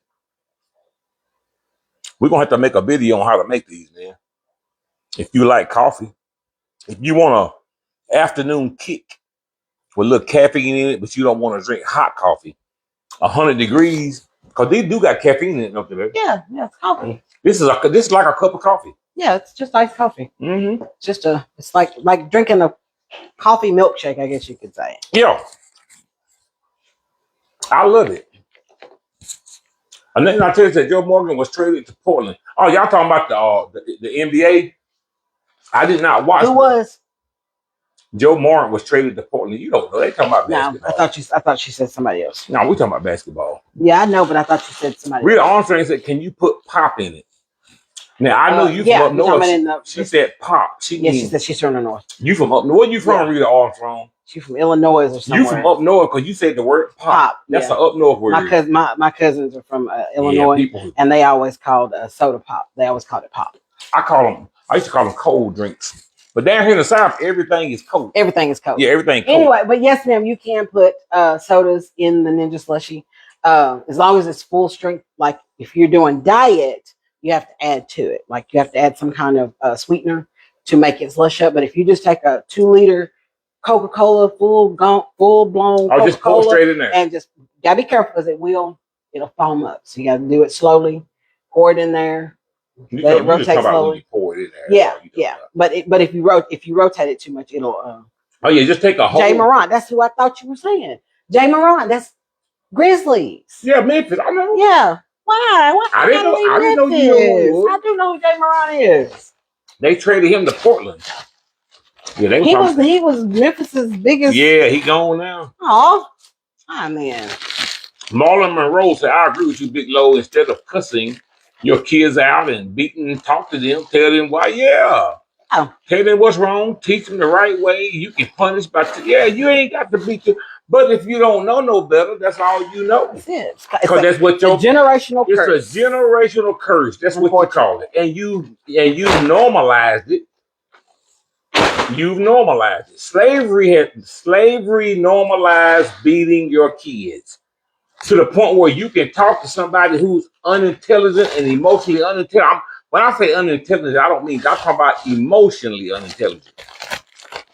Because that's what you're doing. You don't know how to control your emotions when you got to beat your child. You get mad at something they done. Tammy Williams. And you don't have the emotional intelligence to teach them. So you promote the violence. No different. It's no different. And I'm going to say this.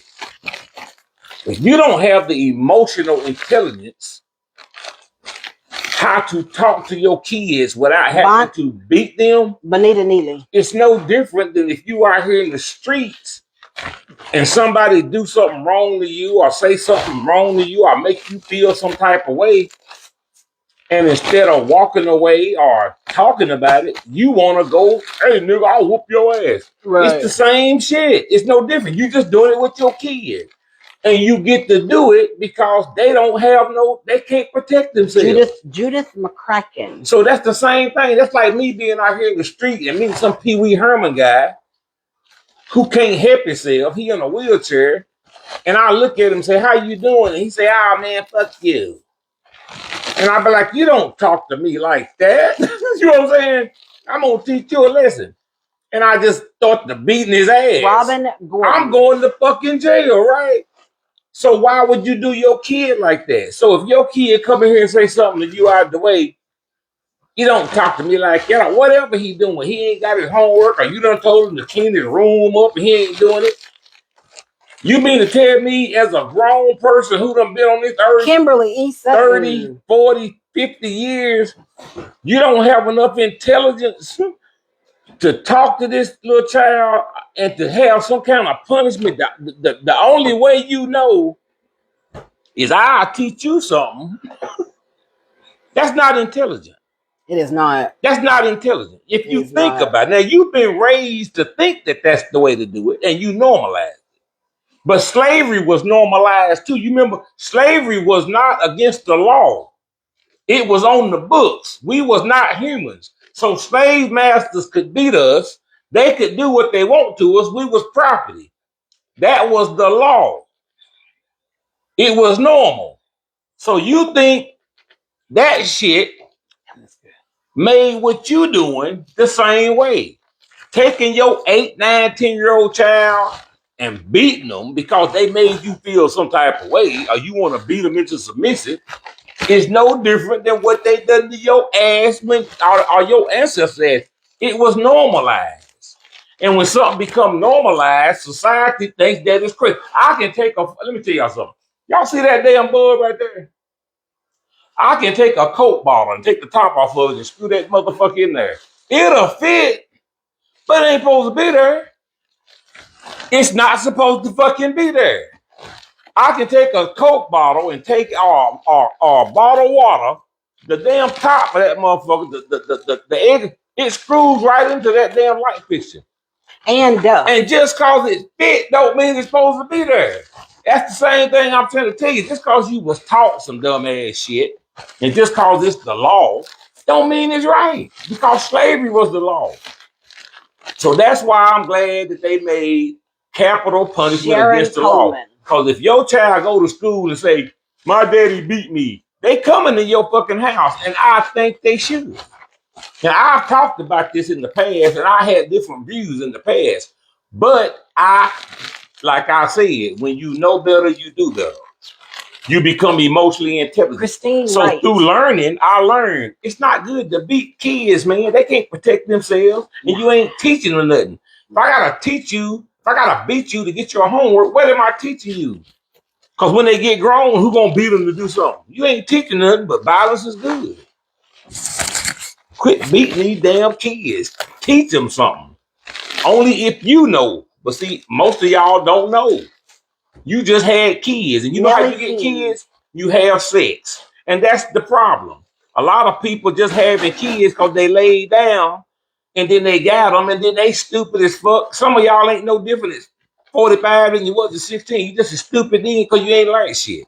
You just laid down and had kids, and you doing the same thing your mama done. I'll beat your ass. You don't get your black ass in there. Sit the fuck down. I'll knock the shit out of you. And then they walk off something, and you, what the fuck you say? And you want to get up because your ass is fucked up, because you traumatized, and you full of hate and envy because your mama beat the shit out of you. So now here you go. Johnson. You got a fucking belt with the buckle, and you eyes red, and you finna beat the shit out of this child. You dumb as hell. Stop it. You dumb as hell, and you need to go to goddamn jail. That's how I feel about it.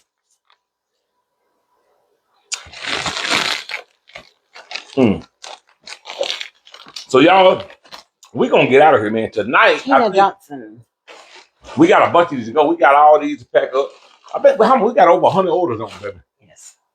So we'll be through with this. I'm gonna have to get off so I can quit talking. Yes, I got Annette Knox Telly. Hold up for a minute. I got you, sister, right? Annette is on right now. Yes, throw her something else in there, damn it. I ain't got nothing else to throw in there. You ain't got no new bottle of season. Throw Annette. No. I like Annette Knox Telly. She always, I ain't got my season. My season is in the building. Throw something in there. My seasons is in the building. I ain't got nothing in here. Put something in there. Like what? I don't know. Put a one of the lemonades in there. Yeah, do that. Do it. That's gonna make it too heavy. You're gonna make my number off. What? There's certain things you just can't add to a package. That's gonna make it too heavy, and then that's gonna change the weight, which changes the price. Okay, I got you. Yes, Annette, certain things I can throw in there. Like I could have thrown the seasoning in there. We're gonna throw you a pack of lemonade in there. Chris said it'll make it too heavy. It will make it too heavy. It will change the price. The postage is already on there, and they're gonna probably send it back to us. Yes. And she would throw some seasons in there because they lightweight, but they out there not anything good. Oh yeah, I don't have. But I'm finna hook you up. Always. Annette Knox said, "Whoop whoop! I can't wait to receive my package." Girl, yes, I got it. She just got you, baby. It's on your own. When y'all coming back down this way? I know. I think she said they wasn't this year. I think that's a long way to come, man. It is. California's a long way. The Bay Area, California, that's a long way to come. Chris and Chazelle McDaniel. We need to make a trip to California. California. We still planning on going to New York. I don't know. Have you got the room yet? We're gonna get them tonight. We're gonna do that tonight. So you're gonna get the room tonight? Yeah. Why you pick tonight for? Because we need to. Tanya and I got there either? No, we're waiting on each other. Manette Ankle. So Tanya and Christy is waiting to book the room to New York City. They gonna keep on waiting, damn it. You should have got this 2 nights ago. Sir, this thing ain't nothing changed. New York City. Tennessee Soul is going to New York City next month. With Chef Bucky D and Tanya. What we gonna do? What do you mean what we gonna do? I don't know. I guess we'll figure it out when we get there. Anybody up here live in New York, Manhattan, Brooklyn, Queens? But here's one thing. Now, that we are talking about trying to make it. A family just passed. We won't make the funeral this week. Okay, Annette. I know. Okay. Yes. Well, let me know so we can meet up, okay? Yeah, if y'all get down this way, let us know. We'll invite you to the house. We'll cook a nice meal for you. Bit lower cook for y'all. Bit lower cook for y'all. We'll cook some steaks and we might do some Mexican or something. Cynthia Baker. Yeah, when y'all come back down this way, Annette, we want to invite y'all over to the house. Yeah. Patricia McMillan said, "Come to New York. I'm here." That's what I was looking for. I was looking for somewhere to stay, Patricia. Hell, we might end up having to pay $800 a night for a damn hotel. I don't know if I'm gonna do that. We ain't got to pay $800 a night. Patricia McMillan, call us. He said, "Call me." All we need is a bed. It ain't gotta be a king size. I'll take a queen size. Chef Bucket in they can take up for themselves. Natasha Thomas. We'll put Chef Bucket in Tanya on the floor. Absolutely not. Anybody from New York? I ain't got no problem paying for no room. Pamela Harvey said, yes, Brooklyn. That's what I'm saying. That's where I want to go. Because here's the thing about New York. I like New York. I've been before. But I want to go to the Bronx. I love the Bronx. I delivered in the Bronx a few times. That's a whole nother damn world. I personally ain't got to leave Times Square. So the Bronx is like being on the moon. You go to the Bronx, you liable to see anything, man. I'm serious. You liable to see anything in the Bronx. I remember last time I went to the Bronx, I was delivering. I had a load of Doritos, a truckload of. First of all, ain't no 18-wheeler got no business in the Bronx anyway. But I came through New York. I went over to Washington Bridge, paid that toll. My GPS said you got 45 minutes to get to your delivery. I said, oh, yeah, I'll be there in a minute. I called my broker. He said, oh, well, yeah, man. I said, oh, I'll be there in about an hour. Lisa Farr. This was at 8 o'clock in the morning. Nigga, I didn't get to Bronx till 4 o'clock. You talking about 8 damn hours.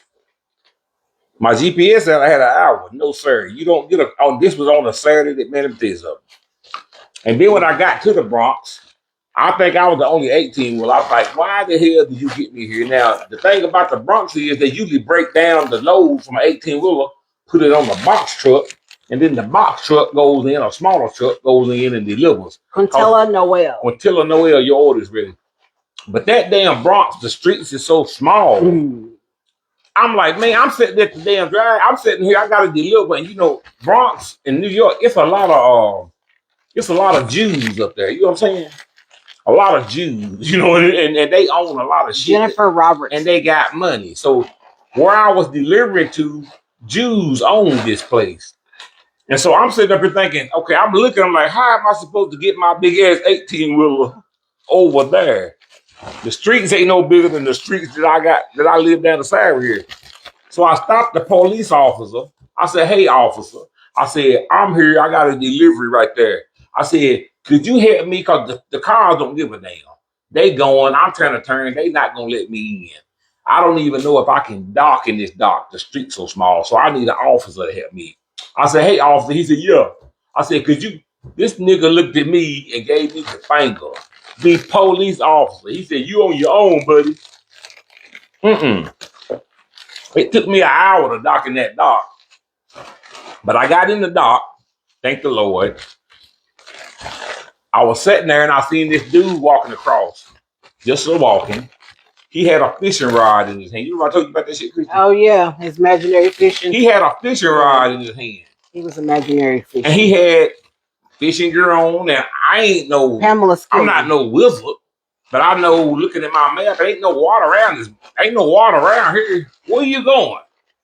With a fishing rod and a tackle box. He said he going fishing. I said, well, you got a private lake because I like to fish my damn self. You know what I'm saying? Keisha ran. No, this dude sat beside my truck and he was over there sitting on the curb. He was throwing it out there just waiting. He was serious too. I'm sitting here watching this fool. And people, they walking by like this shit is normal. It was normal too. Because down here, if somebody would have seen that shit, the police would have been over there. It's hundreds of people walking across his feet. He got a fishing rod. He ain't throwing nothing. He acted like it, but he got the fishing rod. And then he acted like he caught something. I was like, okay, hold up for a minute. Mental illness is real. So then I seen another That's all I can say. And he was a Mexican guy. This guy was Mexican. He was a Mexican guy. He looked like he would. And so another car pulled up. It was a Mexican. He looked at him. He said, "Hey, Holmes."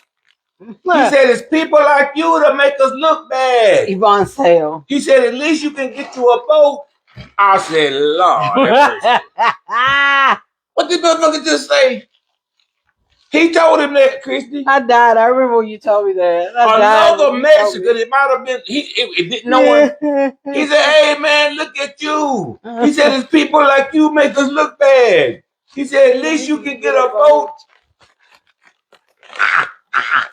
I said, "Lord have mercy, these motherfuckers crazy." And yet you want to go back? And then I'm sitting here and I finally get unloaded. So I'm getting unloaded. I'm getting ready to go.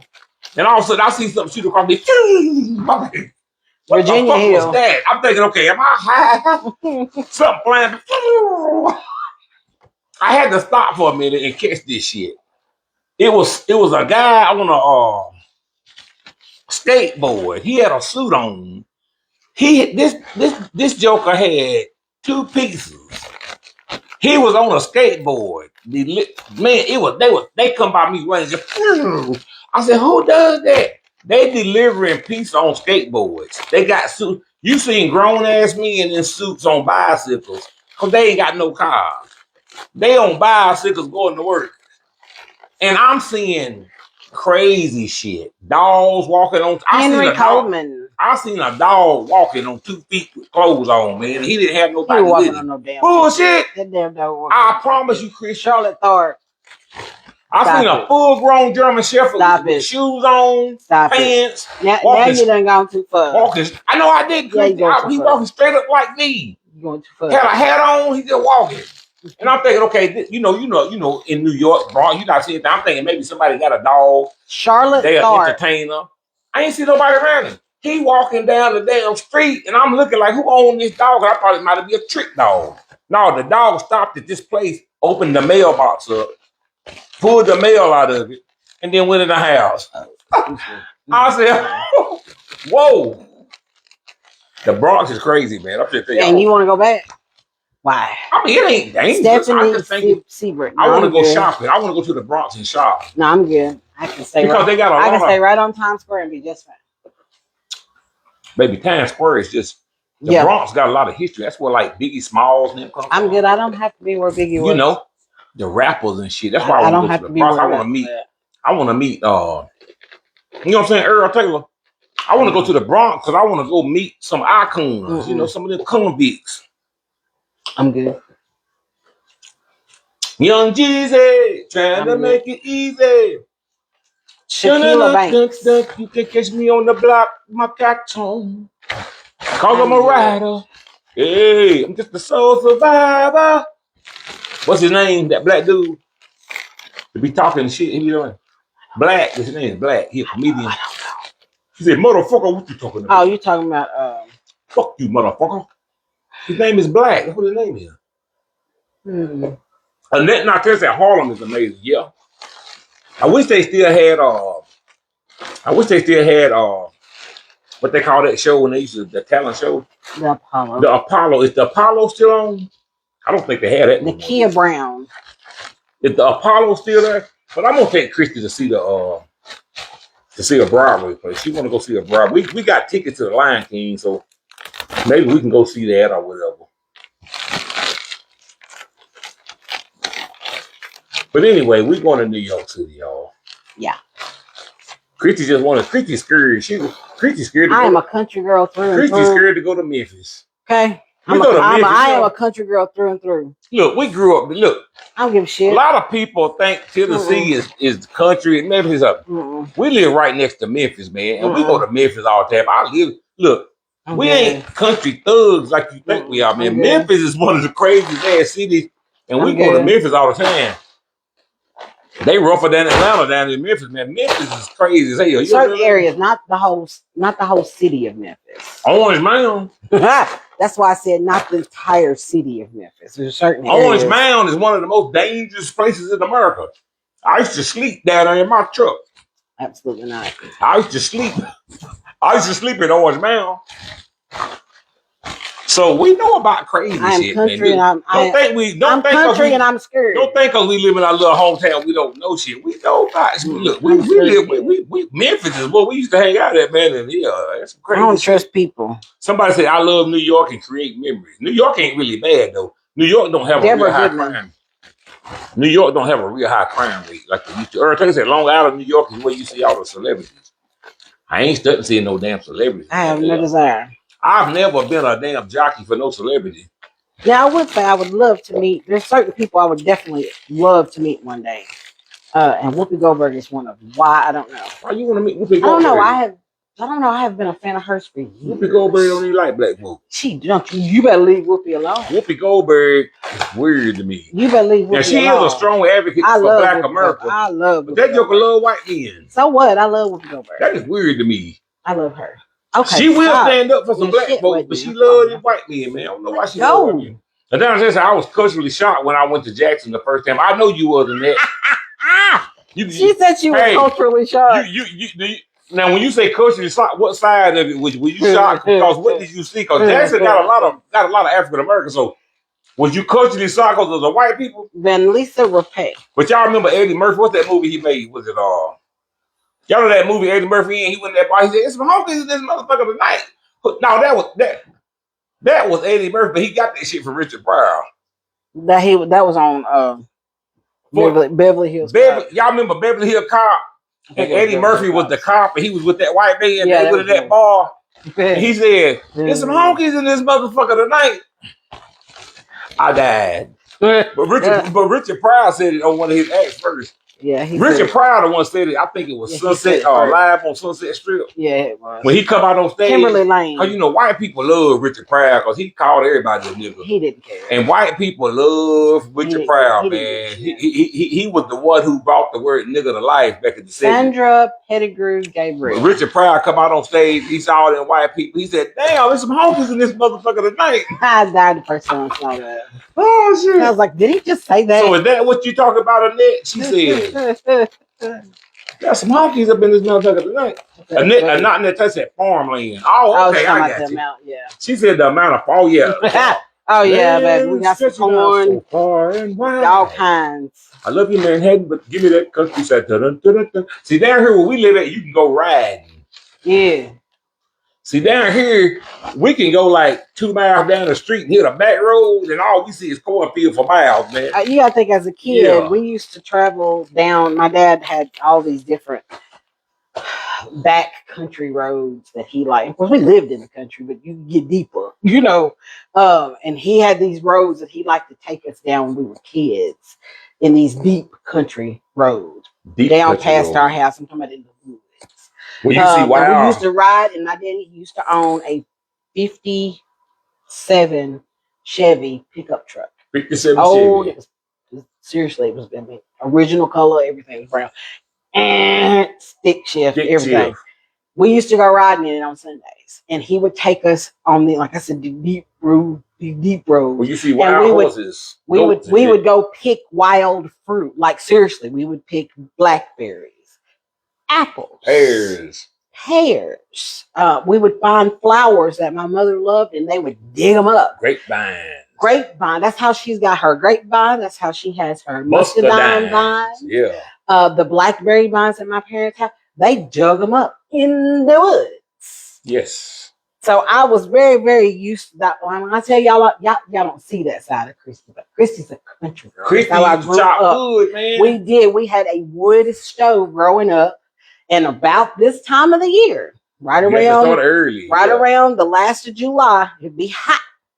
We would get in the old pickup truck that I'm telling y'all. I wish I had. She's got pictures. I have to find some.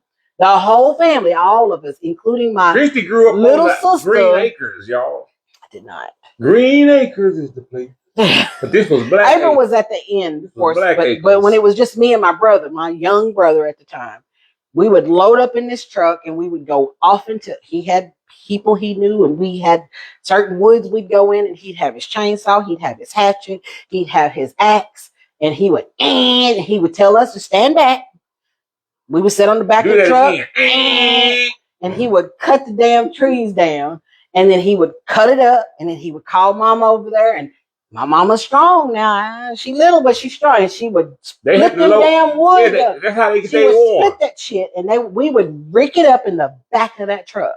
Y'all didn't think No lie. We would rick that shit up in the back of the truck, and then we would go home and unload it over by the fence and sit it on the porch. They had to do that. That's we how did it for years. Y'all don't think Christy did that shit. Christy grew up like they was like 40 years behind their time back then. This was in the 80s. Dwayne Price. These niggas went out there, they cut trees down, and Christy, they had to load the wood up. We did. They had a wood. Because it was cheaper than buying the wood. Like, he could have bought it from someone, like, and had someone bring him. And sometimes he did, because Daddy worked all the time. So sometimes some winters, he didn't get a chance to do it. So he would call, he would tell Mama, call so-and-so, order us a couple of ricks of wood for the winter.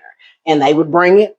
They would just dump the shit out, and we still had to. We still had to go out there and stack this shit up. And then them jokers had to get up at 2 o'clock in the morning. It get cold in here. So no. Christy had to get up out of her drawers. I did. And go out there on the porch. She'd wake us up, go out there and get me a couple of 2 o'clock in the morning, getting chilly here. Y'all need to go out there and get some wood. Christy, get up. Okay, Mama. Snot running out of nose. Most of the time, she kept it in the house. Snot running out of nose. Every once in a while. That damn it, had to load the wood up. I did. That's how Christy grew up. I did. Christy country as hell. I am country as hell. Y'all just don't know that part of it. Christy country is cornbread, man. I did. My great-grandparents were farmers. They had pigs. Pigs. They had chickens. Tell them about that damn crazy ass hog y'all had. Oh yeah, he's crazy as shit. Granddaddy, Christy great-granddaddy trying to unalive him, and it didn't work. That damn hog on it didn't work. I mean, I'm talking about hammer to the head. Beat that damn hog ass. It was crazy, and it started chasing him. It was yeah. Just the country down here, baby. Yeah, I'm a country girl for real. Hell, I used to wrestle hogs. Hell, we used to kill hogs. Go in and get that hog low shit. I go in and grab that motherfucker by the back leg. LaTanya Hunter. Flip his ass over. And my uncle, he'll throw me a damn knife. He said, catch. Marva Davis. And usually I catch it on the wrong end. He throw me that knife. Dwayne Price. I catch it by the blade. I said, shit. I said, hand me the knife, nigga. Miss Helen Edmond. So the knife hit the ground. I get the knife. And I got that damn hog by the leg. He's squirreling. Get it right there, damn it. That son gonna blood, get this blood be all over my face and shit. That son gonna be hollering. As he get the flopping. I got him by the back leg. He jaking and juking and shit. I hit him again. Miss Helen Edmond. That's where I learned to be crazy right there. Yeah. I done that shit too many damn times. Miss Shirley Paul. To the point where I thought about doing it to somebody. I said, y'all might not need to hand me that knife no more, because I'm gonna get to the point where I'm gonna get used to this shit. Yeah, it was. But then we'll take that damn hog, man. We'll hang him up, scrape the hairs off of him with a big barrel of hot water, and the hell is my phone? have his ass sitting on some wood. We in the woods there. See, some of y'all in the city, y'all always talking about thugs and gangs, and they like to hold their pistol to the side. Ain't got no experience doing shit. They just talking. Down here, nigga, we went through it. You understand me? Don't come down here and these niggas in the woods talk about that city shit. We used to kill animals down here, you know what I'm saying? And them animals fight back. Y'all ain't shit, does. See, somebody said, I'm a city girl. I just read somebody comment. Marilyn Monroe said, I would love to go to New York to visit. I follow Kelly Copp. Who is Kelly Copp? And he walks you around New York and take you sightseeing there a lot. Oh, that's well, cool. They got, last time me and Christy was going to New York, we actually was there in Nashville. The damn flight canceled. But we had everything booked, man. We lost, you know how much money me and Christy lost? Because we already had booked a tour. Because, they got tours in New York. Well, we was going to go Statue of Liberty. We was going to go by the World Trade Center. I ain't buying nothing. We had a tour that we had booked for both of us. We couldn't get our money back. I ain't booking shit ahead of time. We had booked everything. We booked tickets to everything. We lost money on the airline. We lost money, man, over some bullshit. You know what I'm saying? That wasn't even our fault. Wasn't even our fault, man. That made me mad. But anyway. It wasn't even our fault. So I learned my lesson about New York City ain't the place to be booking shit ahead of time. I ain't booking nothing ahead of time. And then I called them back, like, man, we ain't gonna be in New York. Y'all give our money back on that tour. No, man, we ain't giving you shit back. They just said it. Like, wow. And hung the phone up. They don't give a shit about you in New York. That's okay. Regina Lee said, I grew up like Christy did. Yep. Hey, I Man, wouldn't since have that it no Christian, other I way. grew up like my grandmama had chicken, pigs, turkeys, ducks, and my Yep. uncle had a property for his kids, a horse, but they was good times. Oh yeah. Man, ain't nothing like the country. Down in Summer said, your honorary daughter is on. What is for Hey, dinner? sister. She said, what's for dinner later on? I'm thinking about doing some salmon and some rice and corn. That sounds good. You know what? I saw Jazzy T. Lord, his mouth was watering. I saw Jazzy T. She made a real thing, and she had, man, let me tell y'all something. My mouth's still thinking about this, and I'm gonna have it tomorrow. I ain't gonna do it tonight. We already got dinner planned. But she had some pigtails and some damn greens, some potato salad, and some fried cornbread. Lord have mercy. I saw that shit, but my mouth instantly watered up. I called Christy in there. I said, Christy, come in here and look. Look at what Jazzy got. Because, you know, Christy don't eat that shit. And, you know, I love pigtails, man. So I'm going to get me some pigtails, and I'm going to put some pigtails and greens in the Instapot and some potato salad, man. And I'm going to have exactly what Jazzy T had, except for the rice. She had rice on the side. I'm going to skip the rice part. But tonight, I think we're going to do homemade pizza, salad, and corn tonight. Is that right, Christian? Sure. Yeah, we're going to I don't argue when somebody else comes up with a meal. Yeah, I had to make Christy meal tonight because, you know. You didn't have to make nothing. You just come up with a meal. We're gonna do homemade pizzas, and we're gonna do salad, and we're gonna do kernel corn. That's what we have tonight. Diamond Song said, "I love everything except for pigtails." Man, you ought to try them, my Diamond. I think you might like them. I love pigtails. They are good. I can take pigtails and some beans and put them in an Instapot and just eat them like it was some cornbread. Oh yeah, hey y'all! Did y'all see where there's supposed to be a new? It's in the works. What? This is for my Christmas girls. That Jim Carrey is supposed to reprise his role as the Grinch. Jim Carrey, they making another Grinch? Yes, they're supposed to be up getting it started. Well, it won't be out this year, but they are. It's supposed to be in the works because they announced it. That the Grinch 2 is supposed to be in the works, and Jim Carrey is supposed to reprise the role as the Grinch. Nobody else can play the Grinch. I'm sorry, it has to be Jim Carrey. So that is that. What's up? And for those of you who don't have Bath and Body Works as a receiving notifications, I'm sorry. They can still hear you. They released their Halloween. Oh Lord, you talking about Halloween? I'm like, are you kidding me? And I know why, because they have this, I don't know, this thing that people do. They call it Summerween, which I don't quite understand that, but it's where people who absolutely love Halloween celebrate Halloween during the summer as well. So I'm sure that is why they released their Halloween collection. Hold them blinds. There's a glare coming off that window. Okay. Halloween collection. Somebody said smoked pigtail. Yeah, they good. Yeah, Christy, come here. Come on, no. Come on. Follow your mama. Come on. Go. I got it. Okay. Go on.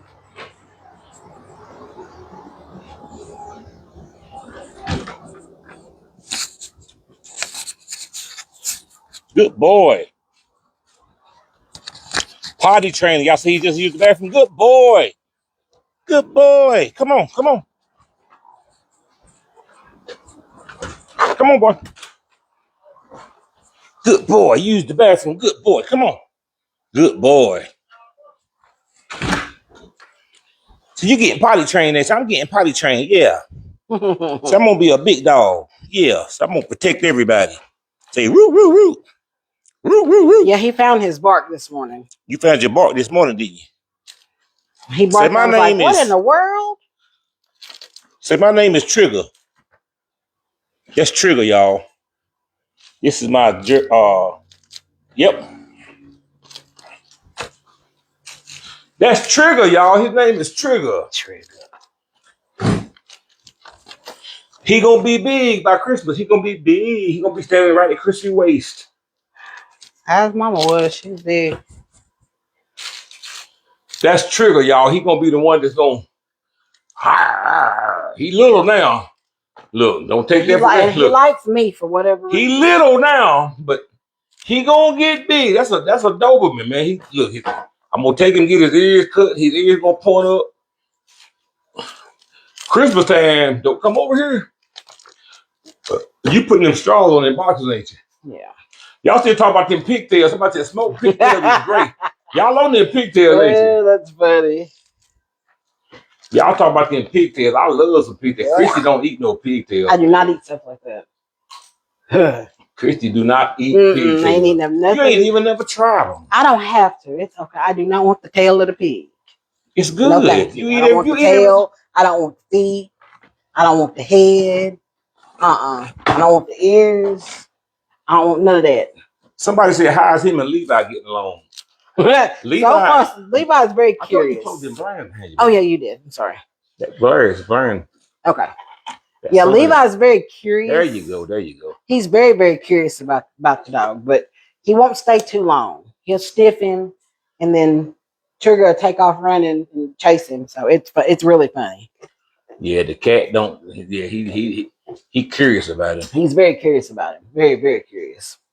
Cat said, "I can't wait for Trigger to meet your baby niece." I Oh know. yeah. She gonna have fun with him. Yeah. I'm about Noah. Yeah. Oh yeah. Yeah, she gonna probably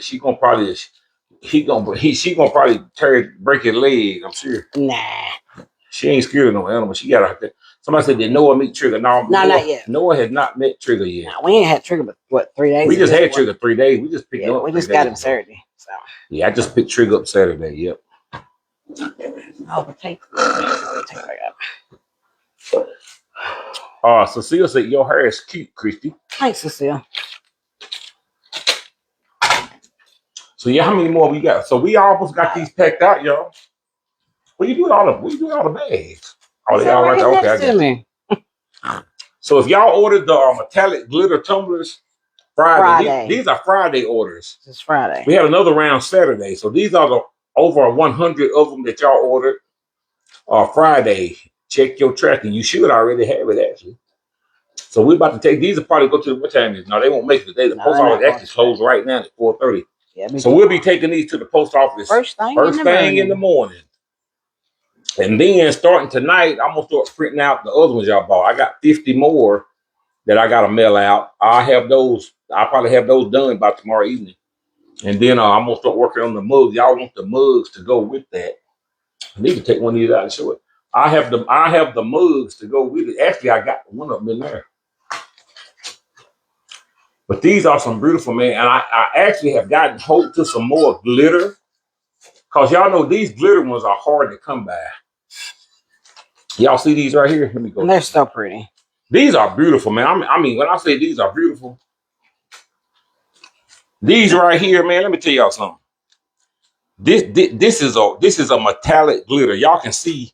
And of course, it doesn't do it any justice until you see it in person. They look good on here, but in person, these really stand out. A lot of y'all already have gotten these right here. Yeah, and y'all know. Y'all already know. So if you already ordered one, you got it in your hand, you can contest. These are beautiful, man. Y'all see how that light hit it sparkles. It looks better. It looks better in person. It does. But this and the glitter does not come off. It does not. For those of you who want to know, when y'all think about glitter, y'all think of no. This is embedded into the. This is embedded. The glitter. Me, Christy wouldn't be handling it if it had. Yeah, Christy wouldn't mess with it. No, I despise glitter. Even though I love my glitter during the holidays. Yeah. Oh Lord, to have glitter all over my house with these things. No. But that is beautiful, man. So no, ma'am, no glitter. And this design is good. It's got a pink on the bottom that kind of fades up into it. And it's got a lot of floral designs on it and butterflies. And I love it. It's got Tennessee Soul logo on it. This is the God didn't bring you this far just to leave you. You can give these out as gifts. It's got a plastic top to go to it. And the straw, these are the straws that go to it. These straws, it has an end on it so it don't come out. You put it in there and it won't pull out. So when you put the straw in there, it comes. These straws are very long. Yeah. Very long straws, y'all. But this is beautiful, man. This is a 20-ounce stainless steel.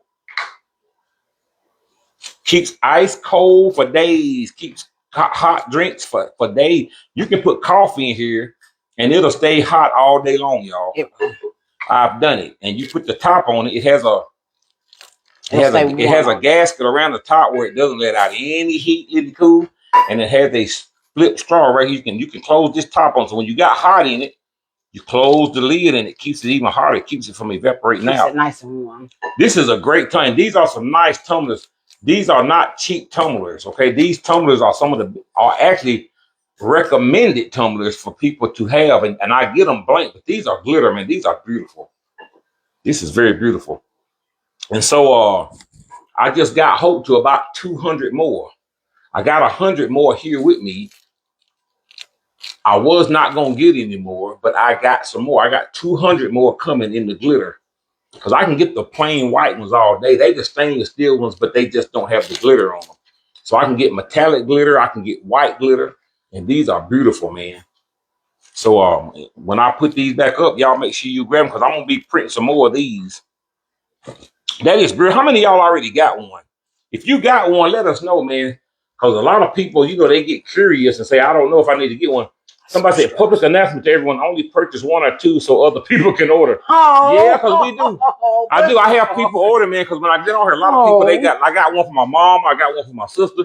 I don't have a limit to what you can order, man. So, but the most somebody has ordered, I think, has been about 10, I believe. No, we ain't had nobody order that many. Yeah, somebody did order 10. Yes, they did. Oh, yeah, we did. Yeah, we did. One lady ordered 10 of them, but a lot of y'all ordered 3, 2, 3 all the time. The hell, straws. Like I said, I made 50 Saturday, and because I hand make these, and this is subliminal. This is not this.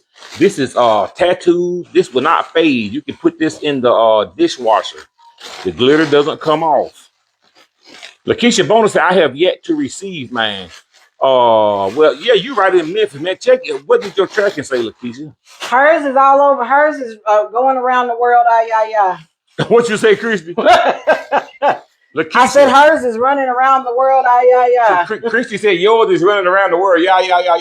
And it's kind of weird how that happens. You know why? Because of the fact that Memphis is right down the street from us. It left Memphis. It showed up in Memphis.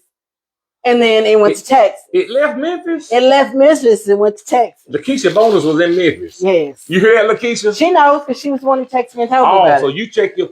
Yeah. I don't know. I hadn't checked it USPS today. do some weird shit. But somebody in California can order one. And we'll send it off Monday and they'll be like, oh, Wednesday, I got it. Somebody in Memphis can order one. And they be like, hey, man, I ordered 4 days ago. What's up? Where the hell is my order? That's weird shit. That's USP. But it's coming, Lakeisha, trust me, because we mailed it off, but it got put on another truck, I'm pretty sure. I don't know what happened to it. I ain't checked it. You checked it today? Lucille Williams said, I love mine. Yes. Doreen Coleman said, I have 2, but I want a white glass one. Okay, you want the glass one. You want a glass one. I got you. Yeah, so a lot of y'all already done got them. If you got one, let us know. Venus Jones said, question, my husband wants me to ask you, can you make any tumblers that you can lie flat and pack in a bag? Huh? I don't understand that one. My husband wants me to ask if you can make any tumblers that you can lie flat and pack in a bag. Never heard of that. I'm lost on that one, Venus Jones. Be more specific. I don't know what you mean when you say that. Maybe I'm just misunderstanding you. Give me that. Put it. Here you go. Thank you. Give it back. It so yeah, these are some nice tumblers. Brenda Toll said, Big Low, my daughter would love one for her 16th birthday, 7/12. Awesome. 7/12. They'll be ready by the time. Yeah, I have some more ready soon, man. I have some more ready. All right. So Kelly Davis said, I fell in the bathtub and broke my ribs. No. I'm in the hospital. I'm sorry, Kelly. You fell in the bathtub? Well, we sorry. I'm sorry, honey. I hope you get to feeling better. Yeah, I don't like to play in no bathtub. That's where a lot of accidents happen in the bathroom. It is really horrible. Those bathroom accidents are horrible. You be careful. Get you some slip. Some of y'all got bathtubs, man. Put you some of them slip resistant pads, rugs in the bottom of your bathtub. Mm-hmm. You get older, you got to think about that shit, man. That bathroom water and ceramic do not mix. That's why we got slip resistant rugs in the bottom of our tubs, because I ain't got time to be falling. Sure don't. But we hope you get better, man. I know you will. Kimberly E. Sun said, I've had a package originating in Illinois, fly to the West Coast, and come back to Illinois again. I remember that, Kimberly. Yeah, that's crazy. Yeah. But you will. Tarsha Perkins said, spill-proof. Yeah. Oh, that's what she said. The spill-proof. Oh, spill-proof. Tumblers. Are those not spill-proof? No, they are not. because even though it's got the closure, it can still leak. Well, when the top's not gonna come off, it just got the hole in the spill proof are the type that have like the top that screws. Well, that does screw in. No. Oh, that just snaps on. Yeah, we got the snap-on lid. I got what you're saying. You want one that screws like on, you can like put a it in a jug. Put it in a jug. Elaine Reed said, Big Low, she is talking about a collapsible tumbler to pack in a bag. You talking about the foam ones? That's what you're talking about. That's what you're talking about. All right, listen. I've never heard about the collapsible tumblers. That's something I had to look into. Somebody said Venus Jones said he wants to take his coffee to work, but because of how the tops are made, he cannot lie them flat in his lunch bag. So you want a tumbler that you're more like a thermos. That's what you're gonna say. Like a canteen. Like this right here. I'll show you. Yeah, you're talking about like a canteen, but it's collapsible. But she's talking about collapsible. No, that's what the lady said. She thought the lady told you what she was looking for. She's talking about something like that. The other lady was assuming. I'm reading what Venus. She the one said collapsible. Venus is not the one who asked the question. That's Venus is just answering on what she thinks the lady was asking. You answered the question the first time. She said, "No, Big Low, I'm talking about one that is spill proof." Venus Jones is the one who asked the question, Christy. Okay. I think that's the one who asked the question. I'm the one who's reading this, so how can Hey, ain't nothing to argue about. How you gonna tell me something? It ain't nothing to even have a conversation about. It's not even something to have a conversation about. Anyway, we don't have that one if that's what you want. But yeah, I don't know. I have never heard of collapsible tumblers. Chandra Daniel said, I ordered mine last night. Can't wait to receive it. There you go. You ordered one last night? What did you get one last night? I didn't have none last night. Did we have some last night? I don't know. There must have been some available from the 50. They sold out. From the 50 you put out. No, I don't know. They were sold out. I don't know. She might mean the night before last. I don't know. Oh, yeah. I don't know. So these are the last ones that we got. The Christy's almost done, y'all. But yeah, I have these available soon. These are merch, man. We sell merch. We have merch with our seasons, man. Y'all still buy the season. And 4th of July is coming up, y'all. Saturday, and we intend on having a sale. But right now, we having some issues with some of our suppliers. Yep. That's the deal with our seasoning. We do have all of our seasonings are available. But whenever we launch a sale on our seasons, we sell a shitload of it. So we have to be prepared to have a holiday sale because now I'm having a supply. We sell hundreds of bottles when we do a sale. But right now we're having a supplier issue, which means just one. It takes one product not coming in for you not to be able to make something. So we're having a supplier issue right now. And that's why, because we intended on having a 4th of July. I did. I had a real good one planned. Good thing going on for you guys, but we can't launch it because we're having a supplier issue. But that should be resolved soon. That's not a problem y'all have to think about, but just to let you know why. But these cups right here, this is our latest. Tanya Christopher. Betty Prickett said a spill-proof tumbler is designed with a specialized locking or sealing lid. It's like silicone. Okay. Line sliders, valve integrated straws to keep liquids contained even if it's dropped. These stainless steel cups prevent messes, making them ideal for commuting or travel. I got what you're saying. Okay. But either way, we don't have those available. Yeah. We do not. Venus Jones said not collapsible, just a tumbler with a different top. Well, here's the thing about these tumblers. You can add, if you look online, Jackie Leonard, you can get any top to fit.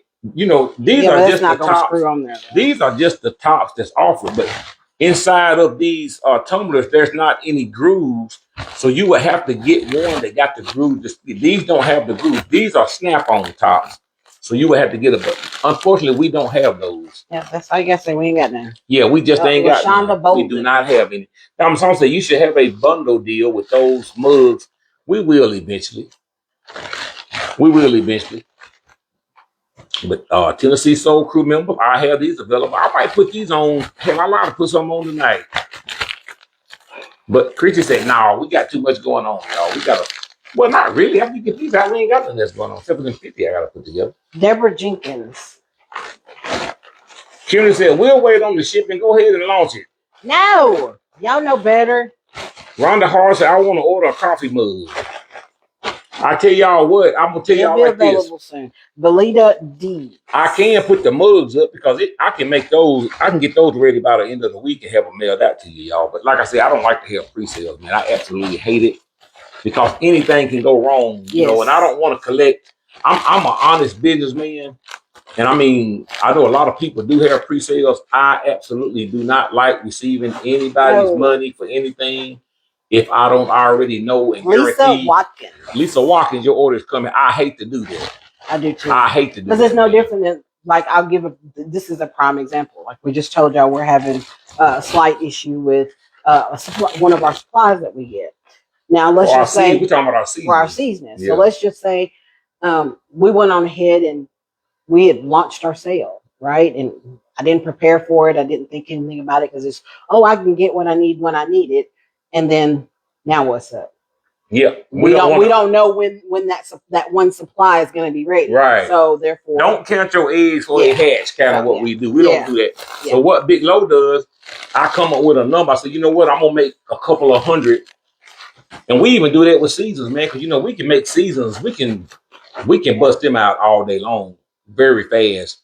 So we might have 500 bottles of anything seasonings. But that's what you're gonna see on the website. We're not gonna overexhale that because we don't want to have to. Because you don't never know, something can happen. I mean, it don't have anything to do with supply issues. I could get sick. Something could happen, and Christy might have to be with me at the hospital.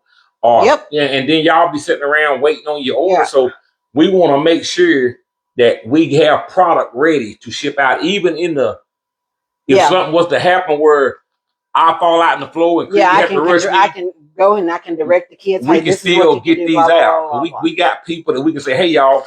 We got 100. We got troops on the ground because y'all don't give a damn about. Well, see, the thing about customers, y'all don't care about behind the scenes too much. All you know is just like when you order anything else, you want your product, right? You want your product. Your money for it. You don't pay. I'm like that. If I order something and I give you some money, I understand that it's gonna take a minute for it to come in. Yeah, but 2-3 weeks, no, because anything can go wrong, man. 2 weeks, nigga, you could be dead, buried in heaven, back reincarnated again. You know what I'm saying? Some of y'all order something from somebody, and you, hey, when my shit gonna be here? They back on Earth again. They down here. They died in California. They in New Mexico. They didn't come back. Damn it!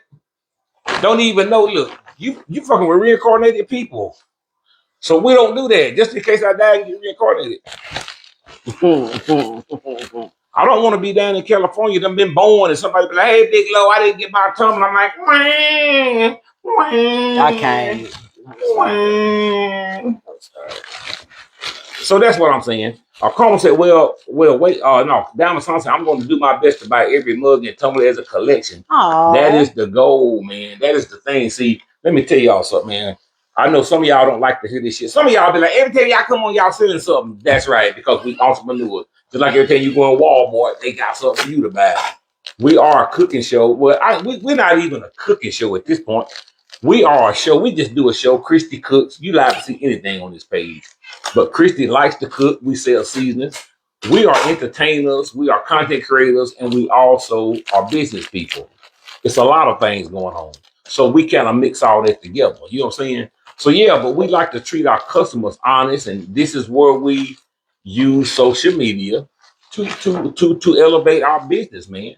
And so a lot of people get aggravated at that. But you got a lot of other shit you can watch. You don't have to watch us. If you're getting tired of every time we come on, y'all always trying to sell us something.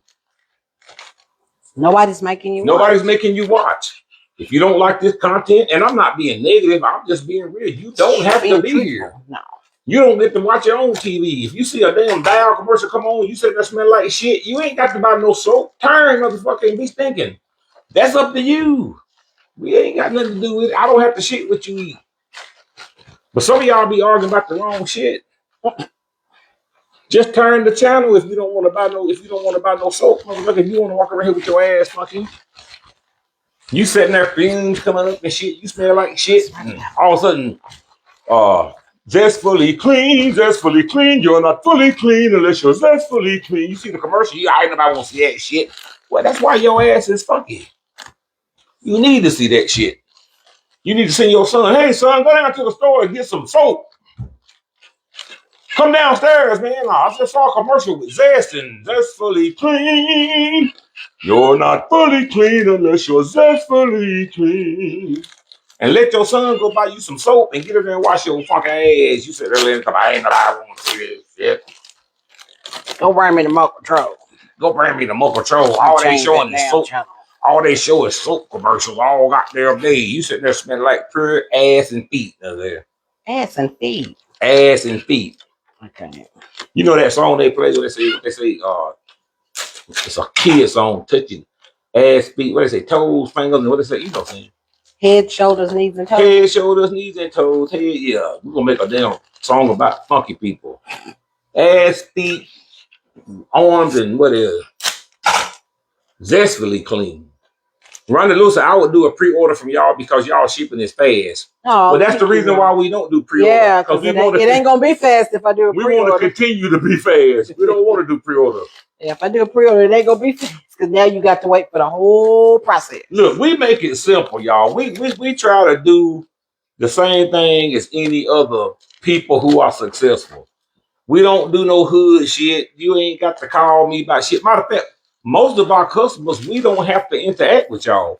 That's business, man. You know, that's the world we live in now. We are in a viral world where everything is instant. You know, you can order your food, have it sent to the door. You ain't got to talk. People got anxiety problems. Place order in there. Most of y'all got anxiety problems now. You know, back in the 70s and 80s and 60s, everybody had to see everybody. You know, you seen everybody out talking at the fence. The world we live in now, don't nobody want to be messing with nobody. You don't see old women at the fence no more. Everybody text messages. You know what I'm saying? You don't need. Some of y'all got friends. You ain't seen them in years. Y'all text every day. Don't even talk on the phone. So we have become a society of touchless people, and especially these younger folks.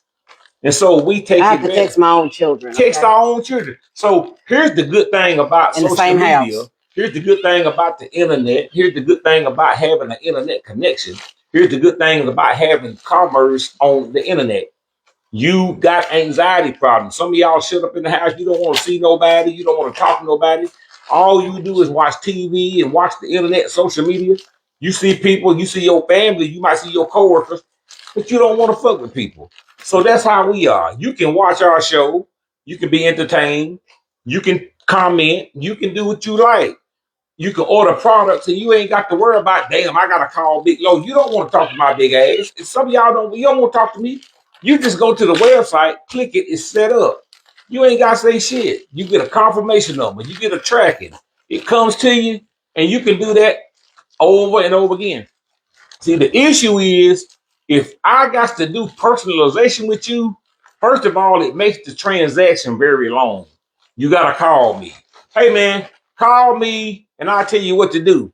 Here's where the shit goes wrong, because you got to call me. Then I got to tell you, and get what you want. You got to send me an address through email or whatever. I got to write it down. Then you got to pay me because you ain't set up. I don't want to do no damn checks. I'm not going to wait on no check. That's too much shit going on. Over some season? No, it has to be instant. And that's why we so successful. Because it takes 15 seconds for you to make that deal. And then you see what she's doing. You ain't got to say shit to me. You ain't got to inbox me. I don't have to know your phone number. You ain't giving me no credit card number. This is how it's supposed to work. Okay. That's how the world works now. So, and we able to process a lot of orders like that, right? I don't have to sit up. I'm not supposed to be waiting on no check to clear. I'm not waiting on no cashier's check to come in. I ain't writing your damn credit card number down. Don't give me your credit card number. Christy don't want your credit card number. When y'all go to the website, it's professional. We don't see your credit card number. We do not see your information. We do not see none of that. I can't change none of your stuff. We can't change your information. It's protected. So yes, it's flawless. We don't know nothing about you. You don't know nothing about what's wrong. All we do is fulfill your order. Fulfill your order, and you pay your address that you put in. You pay your taxes to the government. You pay USPS your shipping, and that's it. We pack it up. We put it in the box, and we send it to you. And we can do hundreds of those because the system is just that easy. But see, some people, they don't like to invest in their business. That's hood shit. When you don't want to pay your damn taxes, you don't want to invest in websites that, some people, I ain't doing that Shopify shit. They take money from me. Man, you talking about 2% of sales. Literally, it doesn't cost much to use something like Shopify, the biggest e-commerce. And if you use it, you will get more sales. Yeah, it's easy. It's easy. It's an easy platform. All of the damn buttons are there to push. You can set up. I mean, it's just, but some people, they not business minded. They so greedy. They don't want to invest. They want to keep every dime they make to themselves. Look, you got to spend money to make money. You got to invest. You got to invest in websites. You got to invest in good product. And so it runs smooth like that. That's why we so successful at what we do. We do everything in a professional way. We don't do none of that hood shit. Don't call me about shit because I don't got the credit card number. Don't inbox me shit. I don't want to know. Not unless it's a question about it's a question about the product. Only time you want to hear from me is if you got a question about your product or you hypocrite. But even then, there's a place you go. We don't want you to call me. We got an email, TennesseeSoul.com, Yahoo.com. And we also have a message through our website. All you gotta do is click that bubble. We'll get the alert. We can talk to you right on the spot. So you don't have to be nervous about talking to us. You don't have to call me. We make it very simple. If you got anxiety, probably some of y'all like to smoke weed. You don't want to talk to nobody. You know what I'm saying? Some of y'all are alcoholics. Some of y'all got warrants on you. You ain't got to worry about that with us. You know what I'm saying? You ain't going to jail. You know what I'm saying? I'm serious, man. People got problems, man. Don't nobody want to fuck with nobody no more. So we make it very easy. We do it's clear. Look, we got 100 and something orders we put out today. We just put out 100. We got 100 more to do tomorrow. Why? Because that's how we got it set up. We make it easy for you. We make it That's the goal right there. That's the goal. It's not about us because behind closed doors, we work hard to put this shit out. But for you, we want to make it very user friendly. We want you to be able to go to our website and say, ooh, I want that. The same way you go to Amazon. And you click it and you put it in your cart and you order it. And then 5 seconds later, you get an email that says, we received your order. You got a confirmation number. You got all that shit. The next day, you get a tracking number where you can say, okay, my shit will be here then. Simple. Most of our customers we've never talked to, and we got thousands of them. We do not have to have a word with you. You can come on the show and watch. We don't even know you on. And you be like, I received my seasons. I love them. That's how it's supposed to work. Thank you. I don't want a personal relationship with you. You know what I'm saying? Because what happens, and this is just my personal, everything we're saying is our personal preference, our personal opinion, our personal experience, right? That's the only thing we can speak on. But for me personally, I feel like when you're in a personal relationship with your customers, and it's like that with everyone, then you have certain people. It's not the entire group. You're going to have that select few that's going to feel like they're entitled to certain things because I quote unquote know you. And when it's a business, this is a business. We operate as a business. Right. On the other side is content creators. Now, Christy has friends that she talked to. She got several ladies that she talked to. But that's as a content creator, right? That's as a content creator. But as a business, we run the business as a business. Yes. You know what I'm saying? I'm not going to have a long conversation with you as a business. You can call me and say, hey, Big Lo, let's go fishing. We'll talk. We be budget. Earl Taylor called me, man. We'll talk about whatever. But when you order from me, hit the website up. And even on these lives, we'll answer some questions. We'll deal with you like that because we still in the mind frame of having a business, even as content creators. Yeah. Because they all blend together. It does. We ain't going to get smart with you. Just ask us the question. So we make it very easy for you guys to receive your product. That's the first of all. The packaging is professional. If you got an issue with us, we very professional. We don't mind sending you a straw and spending $8 to ship it to you. I know. We don't mind. You know what I'm saying? You call me and say, you have an issue with your product. I don't mind working it out. I don't mind trying to help you figure out when you say, because even though I realize there's nothing I can do about your package not showing up at your door because I've done my job. But we have insurance. But I do have insurance on your packages. Right. And even sometimes you don't have to use the insurance. Sometimes it just takes a little patience. That's right. And just a little push here and there with making phone calls to your post offices and things of that nature. And sometimes, guess what? And you'd be surprised that I've had a lot of women who are like, "Oh my God, I can't find my package." And I take the time, Track it down. we track it down. Let's make some phone calls. Here's some suggestions. Get back to me. Right. They get back to me the next day. I got it. Right. It was at my neighbor's It house. was I at my never thought neighbor's to go house, over yeah. there. Or I called the post office and It was they had delivered my there. package. Right, They didn't right, know right. something happened with, the new post. It's a new post person, and they didn't know. Different situations. So I take the time with y'all. At the end of the day, if you didn't get your package, we have insurance Yes. on every package that comes out of here. Yes. We have insurance. All of your packages, you don't have to pay for the insurance. That's us. We have insurance on every package that leaves here. So at the end of the day, we will refund you. We will refund you I'll if there's an refund issue. you, or if I send you Because package out. and then we have to go through the process to get our money back through the insurance. But that's our problem, not your problem. We don't want to make our problem your problem. We want you to have a smooth transaction. Yes. So if you get something and say, I got my tumbler and I got my glass tumbler and it was broken, guess what? We ain't finna put you through that damn insurance bullshit. We just gonna send you another, or we gonna refund you. Yeah. And then we'll go through the process of getting our money back. Like we said before, we are a business, and we have our own set of rules just like anybody else. That's if you go to the bottom of our website, you'll see where it says refund policy. We have our own policies for refund, exchange. If you go down to the bottom of the page and you click on it, very clear. It's very, very clear what we do in case of certain situations. And we so don't if you have ever an want to issue know, with nobody. just read that right there, and we're gonna abide to our policies. We don't have any issues. We do with not. Anybody. No. We have done everybody who had an issue, which we don't have many issues. Nah. But we every once in a while. And the United States Postal Service does make mistakes. They do, bless and it. so we make sure that we take care of you. We try to run this business very professional. We try to make sure that every customer, we make sure that everything is packaged right. We want you to have your straw. We want you to have your seasonings filled to the rim. We take detail in what we do. Yeah, you see what I did. You see how much time it took me to do that? Right. But for me, it's worth it. When she started realizing she was forgetting them I'm straws, making a mistake. Let me fix it. Because this is something different because you need the straws in the box.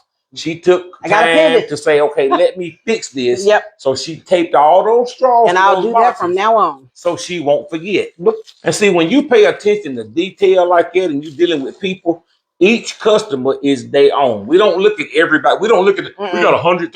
No, we got a net Knox tally. So we're going to make sure we're going to close this up. We're going to put the straw in there just like if it was the only customer we got. Yep. We treat everybody just like if they was the only customer we got. And we make sure that when you get your package, you open it up and say, wow, this is nice. They took that. Every package is done like that. We don't play like that because we value y'all, because without you guys, we wouldn't have a business, right? Oh, yeah. We don't talk shit. Nah. We don't treat y'all like we dope dealers. You know, some of these motherfuckers, they talk to y'all like y'all crackheads and shit. You know what I'm saying? Yeah. Y'all ain't crackheads, man. Y'all got plenty of sense, and you can take your business wherever you want to, and we understand. We appreciate it. We understand. You don't have to go to Walmart and buy seasons. Yeah, you can go to Walmart and buy seasons. You can go to Walmart and buy tumblers if you want something. Get on Amazon and order tumblers. But y'all support us, and we giving you something that you like. So we gonna take time to make sure we treat you right, man. You know what I'm saying? Now, I might call you an asshole on the show because you come at me sideways. But if you buy a mug, you still gonna be an asshole. But I'm not gonna treat you like you know what I'm saying. I'm not gonna treat you like that. You know what I'm saying? I'm just being real. But anyway, y'all, we're gonna let y'all go. We cooking tonight. We're gonna do probably in about another 3 hours, man. You know we do late. Billy Jones said, I totally get it. I have a friend who is a catering business, and he's catering every event for me. This Saturday, he quoted me his price, and I didn't get to him for a discount because I'm able to separate. That's right. There you go. You're able to separate. You ate the set. You got to do it. Yeah. Diamond Santa said, Mama Christy, you always pay attention to your craft as well as your family. I've noticed that from day one. It's nothing. That's right. That's what we do. Always. Jackie Bass, I'm going to take this last question and we're going to get out of here. She said, I have a question. I was wanting to know if you can still purchase the mug. Are you talking about this mug or which one you talking about? These are not up yet. I'll put these up in a couple of days. And now if you're talking about the God didn't, I'll be doing those next. That one just right here. If you're talking about this one, you might have to go in the room to get one. Oh, I think it's dirty. Yeah, I Yeah, just just one used and it get yesterday. one. Hold on, I just used it yesterday. Give me a second. Oh, it's probably clean. My bad. Patricia Hold on. Blair said, I'd rather have your season than tumblers and mugs. There you go. We appreciate Oh, it. Tuesday Mo said, will you get some more of the glass? I don't probably not. know. Those glass ones are kind of, Probably not. I don't like messing with glass. But Yeah, I've done no, 100. I'm nervous now. Why they done gone in the mail, and I'm nervous. But this one is this is the 15-ounce mug. It's the same print as what you see on the tumbler. Yeah, this It's just on the mug. It's the God didn't bring you this far. So we have put over 100 of these out a couple of weeks ago. We sold them. I'm gonna be doing some. I'm gonna be doing those next. I'm gonna be doing some more of these. I got 50 of these. I got Tumblers. 50 of these tumblers. These tumblers I have to make, and I'm gonna start those tonight. The next I'll be doing is putting out these right here because a lot of y'all want this to match it, and so some of y'all got them, but a lot of people want this. So I will be putting those out next. So if that's what you're referring to, and if you're referring to this, I have some made right now, but I haven't released them yet. So we got a lot of things. You know, we always coming up with ideas and things that we want to put out for you guys. And so we appreciate it, man. We got merch, we got seasons. So go to the website. Somebody said I put butterflies on my comment. Let me see. Oh, I didn't see it. she said I put butterflies on my comment. I love it. I'm going back. I don't see no butterflies. Butterfly. Okay, y'all. So I'm sorry if I didn't get you. I'm gonna let Christy close the show, and I'm gonna let her say whatever she gotta say to y'all guys. All right, guys. So we're gonna get out of here. You don't have to do that, please. I like you to see yourself talking. Because I don't want to see myself. Why not? Because then it throws me off. Oh Lord, have mercy. Anyway, yeah, Jackie Bass talking about the butterfly mug. Yeah, well, this will be back available soon. So anyway, we love you guys. Patricia Plus, so that's what she's waiting on. Okay, it's coming, honey.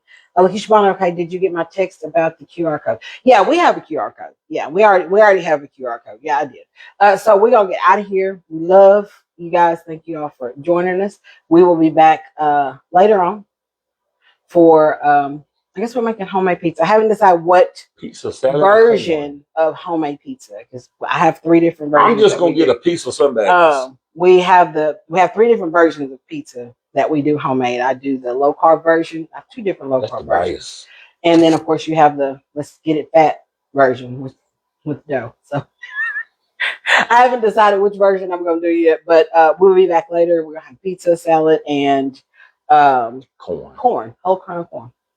So that's what we're having. A Karma Karma said I want to purchase. I done told you to call me. Yeah, Karma call. Call me.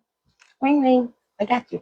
All right. So we love you guys. Thank y'all for all of your likes, your hearts, any stars that was sent. Thank you all for your engagement with us and each other. We'll see you guys back later on. Y'all have a great rest of your Monday evening.